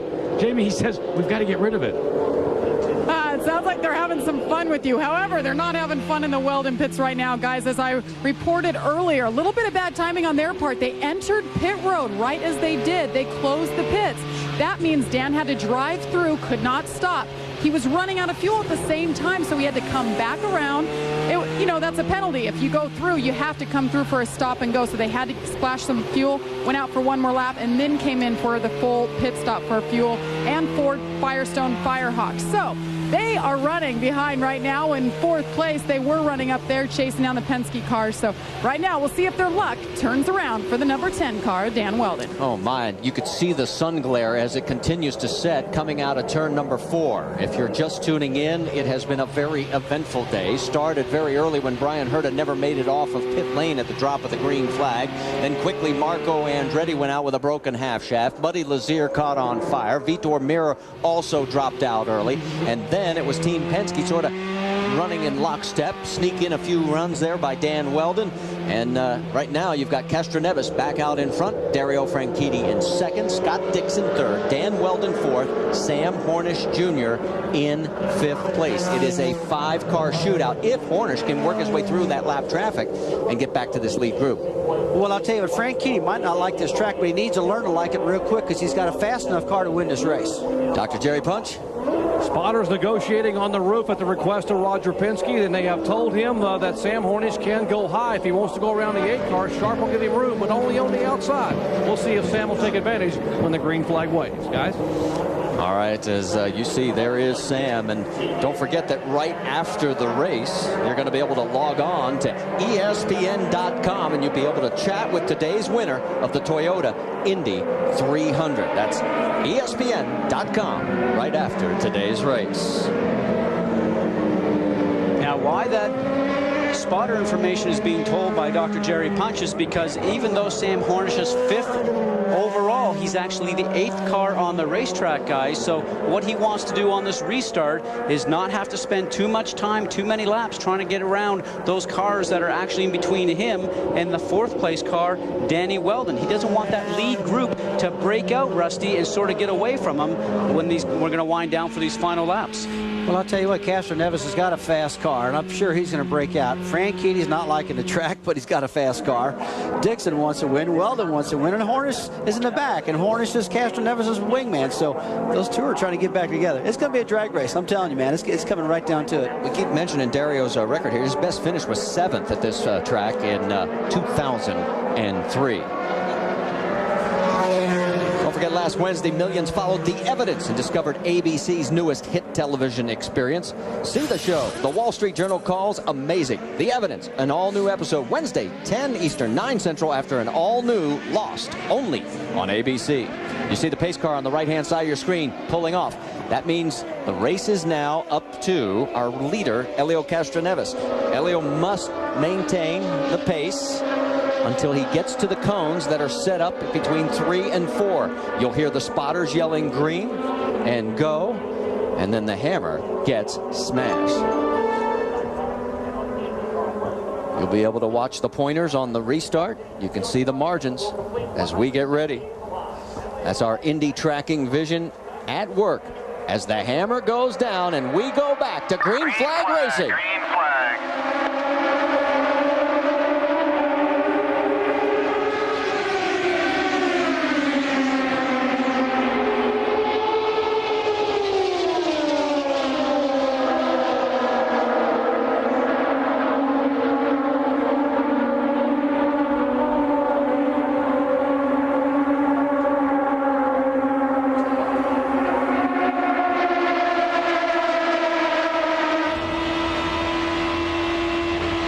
That glare, guys, we talked about. Boy, and Weldon gets around Franchitti and makes it look easy going into 1. So Weldon is up to 2nd place. Meanwhile, Castroneves has opened up a wider margin. Down the backstretch they fly. I tell you, Weldon's got a ton of confidence in that car, guys. He made some maneuvers just then that I don't know if I'd have made. There he goes, ducking down back on the low side now, trying to get the draft off the car in front, Castroneves. It's Castroneves, Weldon, Franchitti, Dixon, and Sam Hornish Jr. That's your top 5. And there's the battle with Dixon trying to get around Franchitti. And a blocking move by Franchitti, just taking him down to the white line in the middle of the backstretch. You can see the sparks flying out from underneath these cars. And here comes Weldon. Weldon looking to the outside of the 3 car. You're on board with Dan Weldon. That's Helio Castroneves right in front of him. Now he looks like he has the speed. He's got the draft going down the backstretch into 3, looking on the high side.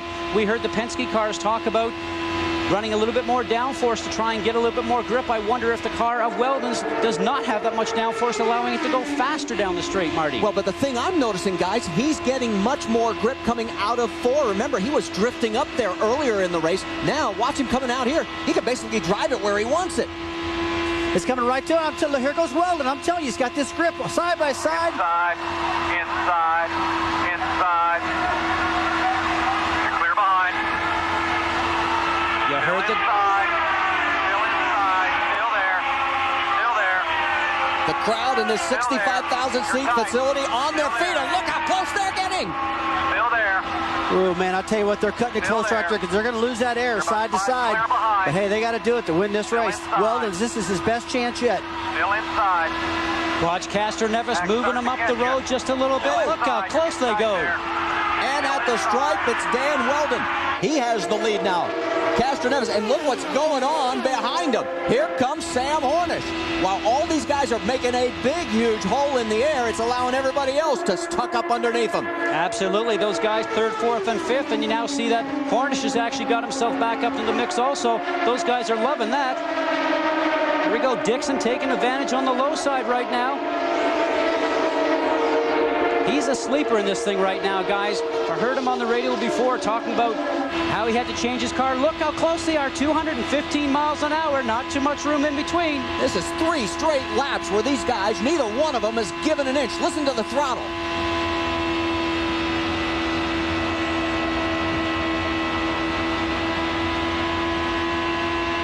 You don't think that these guys are working hard?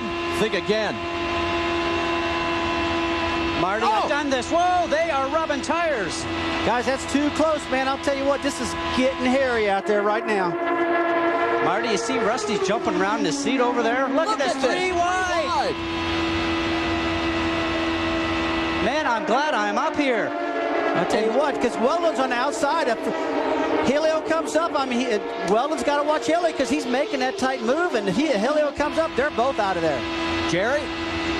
Elio just said it's hard to hold the car. It's slipping, it's sliding. He said it's not as good as nearly as good as it was 50 laps ago. He said, I'll try to hang on, but this car is not gripping. I'm sliding all over out here.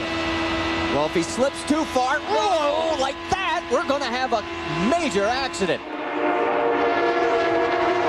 And why is the car slipping? It's slipping because of those new wing angles that we have. Drivers want to be brave. They want the speed. Not much, and they are touching. Oh, man, this is getting awfully dicey. And there's Dario Franchitti in the 27 car. He's looking to the outside. Here comes Hornish through. We've got 3 wide for 3rd, 4th, and 5th, and Dixon gets out of it.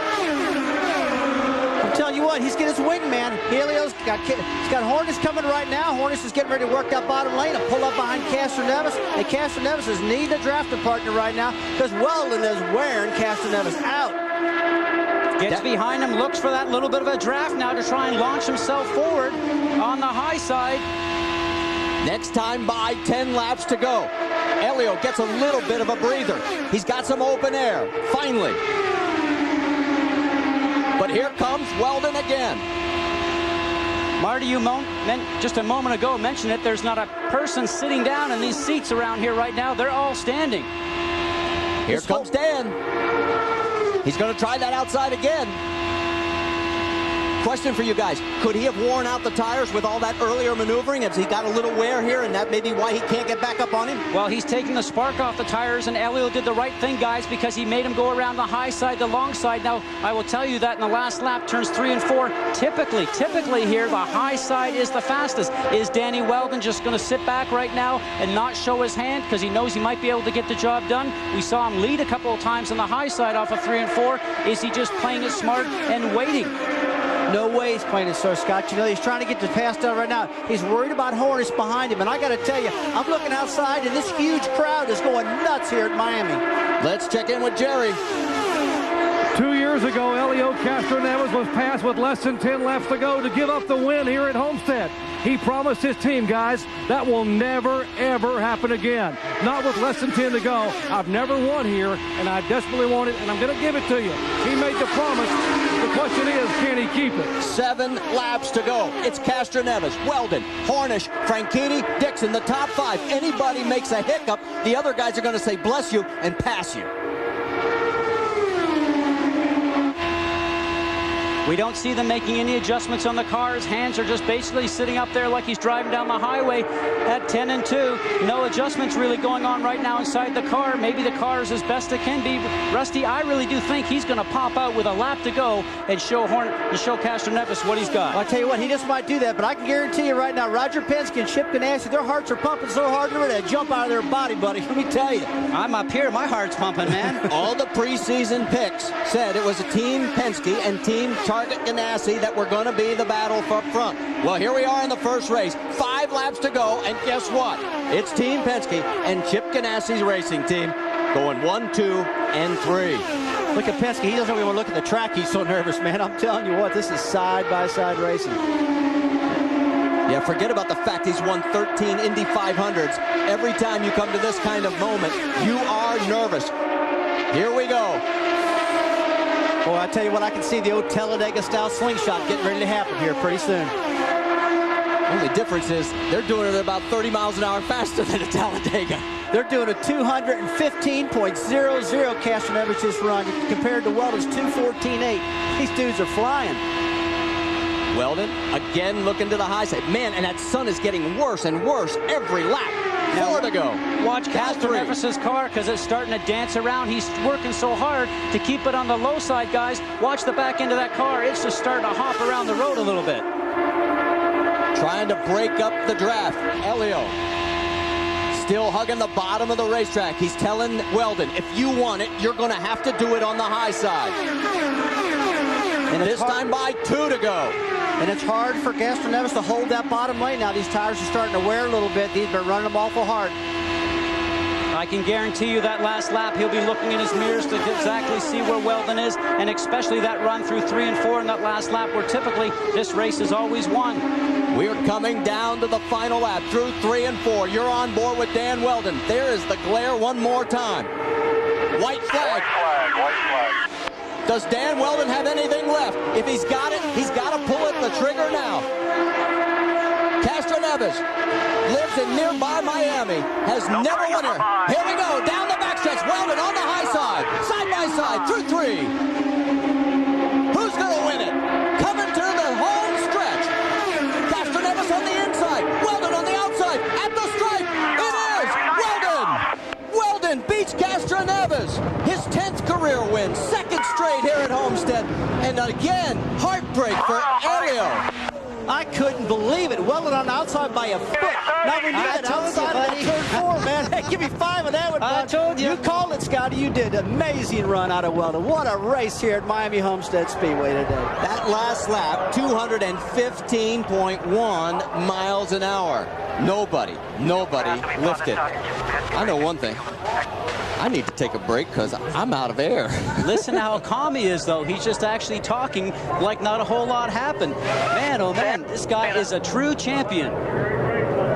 Unbelievable finish. And how many times have we seen this in the Indy Racing League? Anybody that says the Indy Racing League doesn't have some of the best side-by-side finishes are crazy. These cars were incredible today. I've never seen such grip, such talented drivers. Castroneves and Weldon side-by-side, a half an inch apart, bump of wheels for 3 or 4 laps in a row, Scott. Now, if I was going to start a team and needed a driver, I came to you to hire you. Would you drive? Heck no, I wouldn't drive. I told you a long time ago I wouldn't get out of an electric chair to drive one of these hot rods.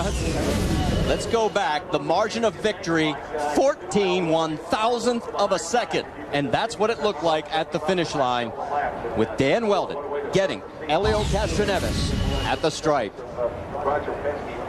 Well, I'll tell you what, old Chip Ganassi, I know him. You know, he's got a little bit of a belly on him. I'm sure that baby's poked out pretty big right now walking the victory lane. That margin of victory, the 14/1000th of a second, the 9th closest in IndyCar Series history. And look at that. And Elio's thinking, oh, Sam, I wish you were here to help me. Just couldn't get up there. You got to feel really bad for Castroneves. What a great hot rod he had today. Team Penske cars were flawless throughout the day. They had great horsepower, great handling.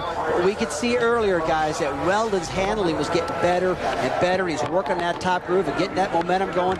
It was really looking good for him. Well, he's climbing out of his race car, and you can hear the cheers down in victory lane as the helmet will come off. And Dan Weldon has won the season opener. And if you remember last year when he won here, he went on to win the championship. Is this a sign of things to come once again? Well, we've still got 13 more races with the next one coming up just next week. But right now, the celebration continues on what was a dramatic finish to another great IndyCar Series event. And there was Dario Franchitti. He finished in 4th. And let's go to Jamie Little. Well, Marty, that was the 9th closest finish in IndyCar Series history. And Dan Weldon, all of us, I don't think anybody in here took a breath, including your new boss, Chip Ganassi. How did this whole program come together so quickly for you, Dan? You had a new engineer, a new team. Well, I think what's very important about today is our thoughts and prayers are with the Dana family and everybody at Rahal Letterman. It's, you know, it's a very, very sad day, and I think hopefully we put on a good race, which I think we did, and you know the IndyCar Series never fails to do that. I think it's certainly a very entertaining series and probably one of the most competitive in the world, but just a very, very sad day. We know that you ran his number on your side pods here, and I'm sure he was motivating you out there, just knowing you had to put your head down, go to the grindstone. Let's talk about the closing laps with Helio Castroneves, though, Dan. You guys even touched multiple times, we saw. Take us through it. You know, that's the thing about the IndyCar Series. I think everybody respects one another an immense amount, and you could see, you know, that we could run very, very close, and I have to give Helio credit. Whenever you run side by side with Helio, he gives you just enough room, and I hope I do the same for him, but, you know, it was entertaining as always. Dan, I have to ask you, as an athlete, as a race car driver, what everybody went through today, how are you able to put your race face on and come out and put such a great show on and take home the victory? Well, you know, it's difficult under such difficult circumstances because, I mean, the IndyCar community is a family, and even if you don't know somebody very well, you know, you have to respect them immensely to do what they do. I mean, it's not just flat-out racing like some people say. It's very, very difficult. So, you know, you just have to. It's a job that can be pretty vicious at times, and they can also have very many highs. But I want to say for everybody, the fans, that our thoughts and prayers are with the Dana family and everybody at Rahal Letterman. But I got to say to the fans as well, I think they're a big part of every driver pulling through difficult circumstances. Nice. Welcome. Chip Ganassi, congratulations, both of you, to kick off the season. He's, what, 2 for 2 now, huh? 2 for 2. Congratulations, guys. Well done, Marty Reed. What a finish. And the reference to 2 for 2 is that team won the Rolex 24. If you remember back in January, it was Scott Dixon, Dan Weldon, and Casey Mears that teamed up for that win for Team Target Ganassi. Take one more look as we take commercial break. We've still got more. We'll talk to all the people that were involved in this great race today. Stay with us. We're coming back to Homestead, Miami.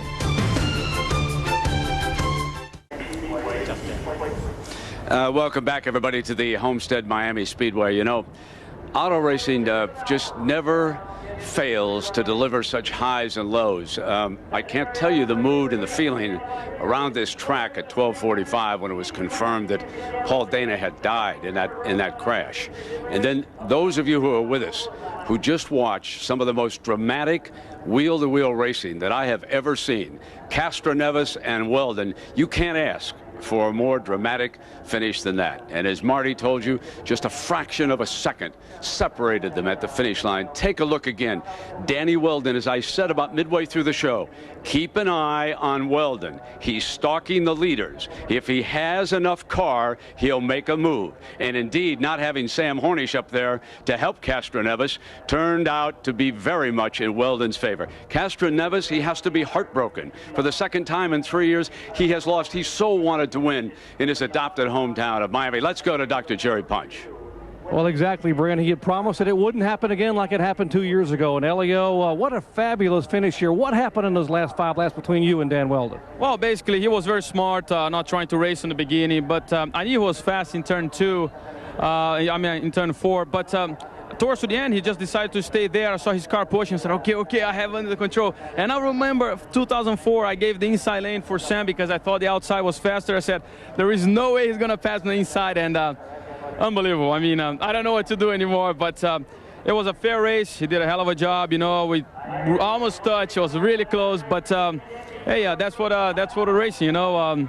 It's close, but hopefully in the championship, we're going to have more fun like that. A great run today. Absolutely, thanks.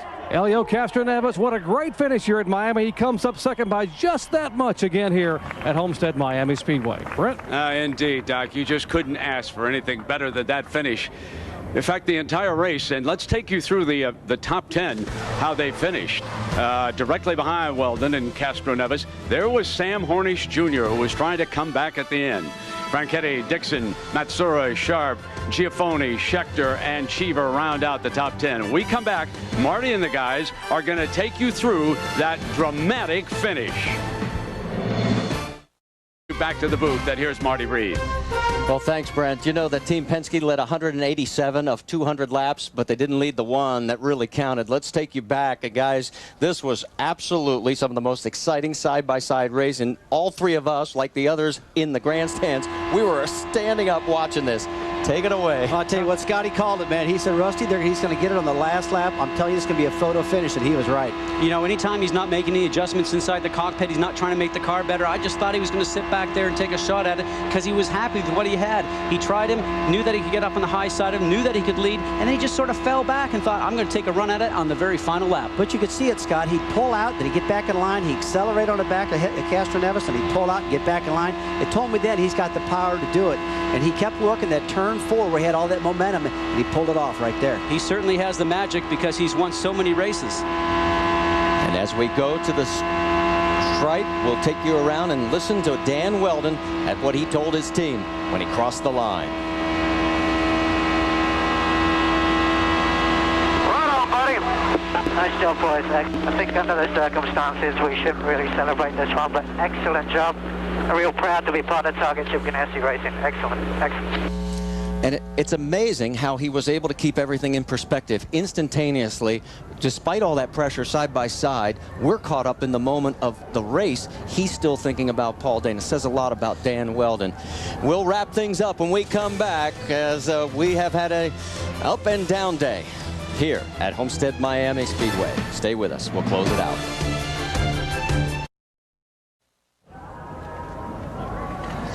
You look at the number 10 car in victory lane. That was supposed to be Sam Hornish's car. If Sam could have done it, he wanted to do it. He's with Jack Arute. There's certainly things you can't control, is to be stuck on pit road when a yellow comes out. Yeah, I mean, you know, what's happened so many times to me, I don't really know where to start, but, you know, we got to keep our heads up. You know, Marlboro Team Penske came home with second and third today, and that's exactly what we needed to do if we couldn't win. And, you know, we got all the laps done, and it was just, you know, a tough day for us out there. We led so many laps that, you know, when things go that well for you, you're just waiting for the other thing to drop and something, you know, bad to happen. But, you know, what can we say? We finished third. We can't be too sad about that. Thanks, Sam. Thank you. Sam led 145 laps. Just didn't have the one that counted. We'll be back right after this break. Under the sunshine at Homestead, Miami, a dramatic day of racing. Young Marco Andretti, just one of many who could not finish this race because of early incidents. Sam Hornish Jr. quickly took the lead. And promotional considerations have been brought to you today by Toyota, XM Radio, and Firestone. ABC Sports is online at ESPN.com. Search ABC Sports. Coming up next now, world news tonight or your local news over most of these ABC stations. And ladies and gentlemen, this is a day dedicated to the memory of Paul Dana, who today was going to make his first start for Ray Hall Letterman Racing and just his 4th IndyCar Series start ever. He made his first start at the same Homestead Miami Speedway 1 year ago and finished 10th. A graduate of Northwestern University, he started as a journalist, and today he lost his life in an atrocious crash here early in the final practice of the Speedway. Paul Dana dies at the age of 30. Our condolences go out to his entire family. An unforgettable season opener for the Indy Racing League, but for all the wrong reasons. 30-year-old rookie Paul Dana died today after a crash during the morning warm-up for the Toyota Indy 300. Sports Director Dave First begins our team coverage live from Homestead, Florida. What a tragedy, Dave. Hi, yeah, good evening. And obviously you just witnessed what happened during the race portion of the ABC broadcast. Dan Weldon defending his championship here at Homestead from a year ago. He won last year. He won today as well. But on the scoring pylon, it doesn't say number 10. It says instead number 17 for 30-year-old Paul Dana, a one-time sports writer, driver, now dead at the age of 30. It doesn't happen in every race, but in certain events, in certain tracks, the IRL has a quick practice the morning of the race. Today, it was a practice turned tragedy. Just 3 minutes into it, Ed Carpenter, the stepson of IRL founder Tony George, spins and nearly comes to rest at the bottom of turn 2. When IRL rookie Paul Dana doesn't slow down in time and plows into the back end of Carpenter's car. Oil and debris goes everywhere. Sources tell 6 Sports that Carpenter had to be revived once safety workers arrived. But Dana's injuries were far worse. Both drivers had to be airlifted to Jackson Memorial Hospital. the top trauma center in the Miami area, where just before noon, Dana was pronounced dead due to multiple trauma.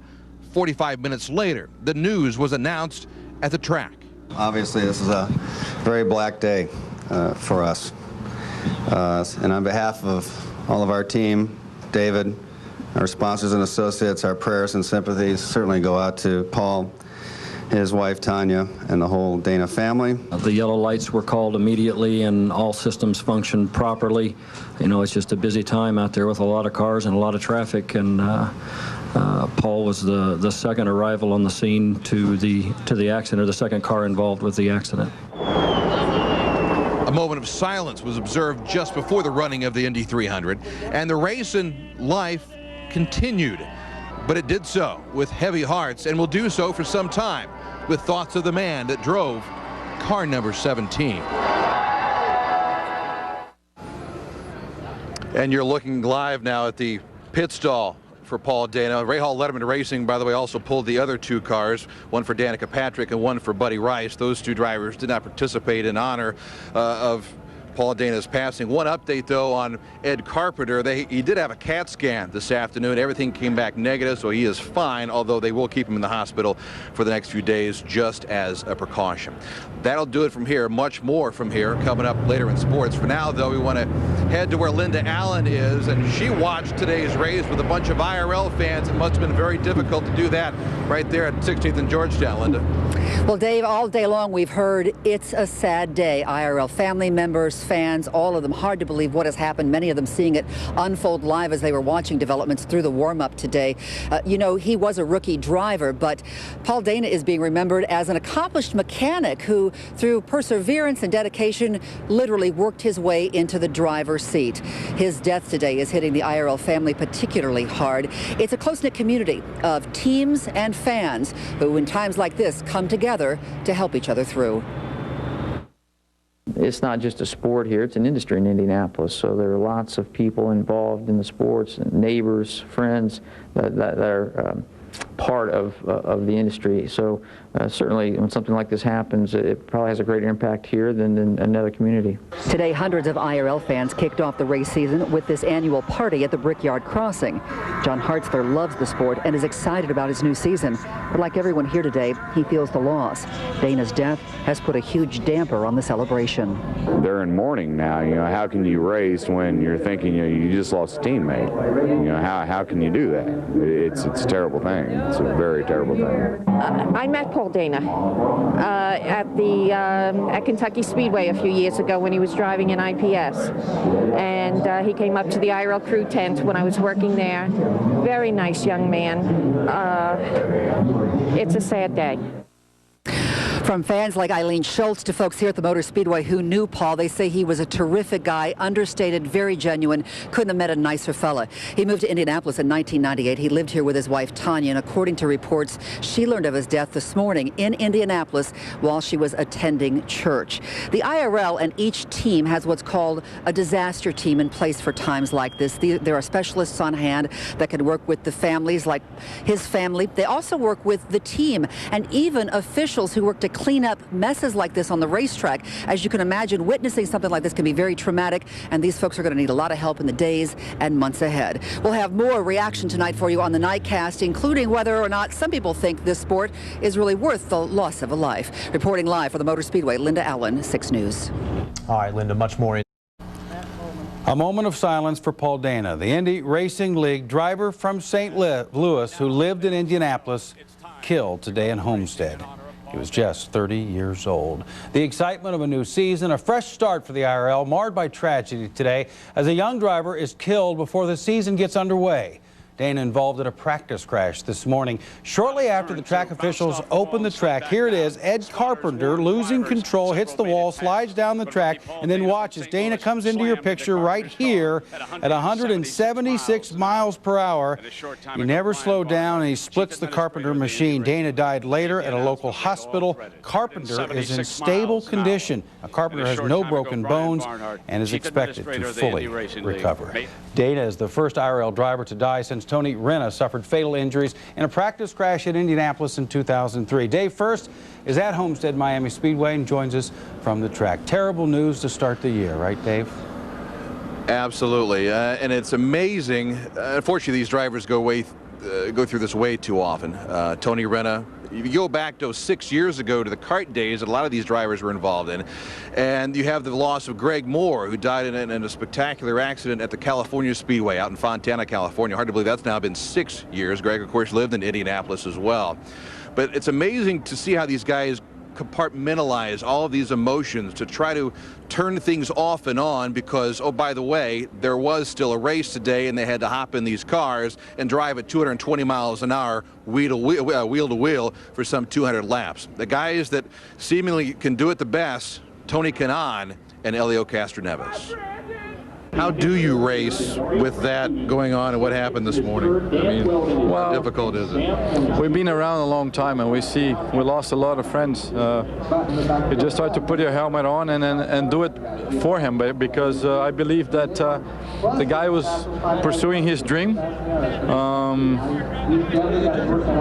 and he was doing what he loved. So if that's the way he went, I think he would be happy for us to put a show together for the fans, for the people at home, and you know, life must go on. He's definitely in a better place than us. It's extremely hard when you know something happened right in the morning. You try to take away, but you know you can't deny that something happened. It's very difficult to separate, but it's our job. We know how the danger of it, how tough it is, and we still have to keep doing our job. So we love what we do. Definitely my thoughts are to his family. And of course the race went on when the 10 car of Dan Weldon won the race, but the only number that matters here today is the number 17 driven by Paul Dana. We'll have much more reaction. A lot of drivers very emotional today after the race, after the loss of one of their friends. We'll have all that for you coming up tonight on Sports Extra. For now, Dave First reporting live via satellite from the Homestead Miami Speedway. Will, back to you. Thank you very much. As Kanaan said, he was just living a dream. Thank you very much. Dave First today live in Miami. Bobby Rahal pulled his other two drivers off the grid out of respect for Paul Dana. Buddy Rice and Danica Patrick did not race today's Toyota 300. So 16 cars start the first race of the new season. We go green with a heavy heart. And the rookie, Marco Andretti, makes a rookie mistake right out of the gate on the green flag. He jumped the green flag. You can't do that, rookie. And eventually he had to park it with mechanical problems, finished well back in the pack. Lap 19, only 12 cars were running. Now, Tony Kanaan, teammate of Marco, he hits the wall just coming down pit road. He's done for the day. And then look at this tight racing. Unbelievable racing today. Great racing between Dan Weldon and Helio Castroneves, wheel to wheel to the line. Who's going to win it? Well, last year's Indy 500 champ, oh so close in that new machine. It's Dan Weldon, the winner. NASCAR today, crazy race.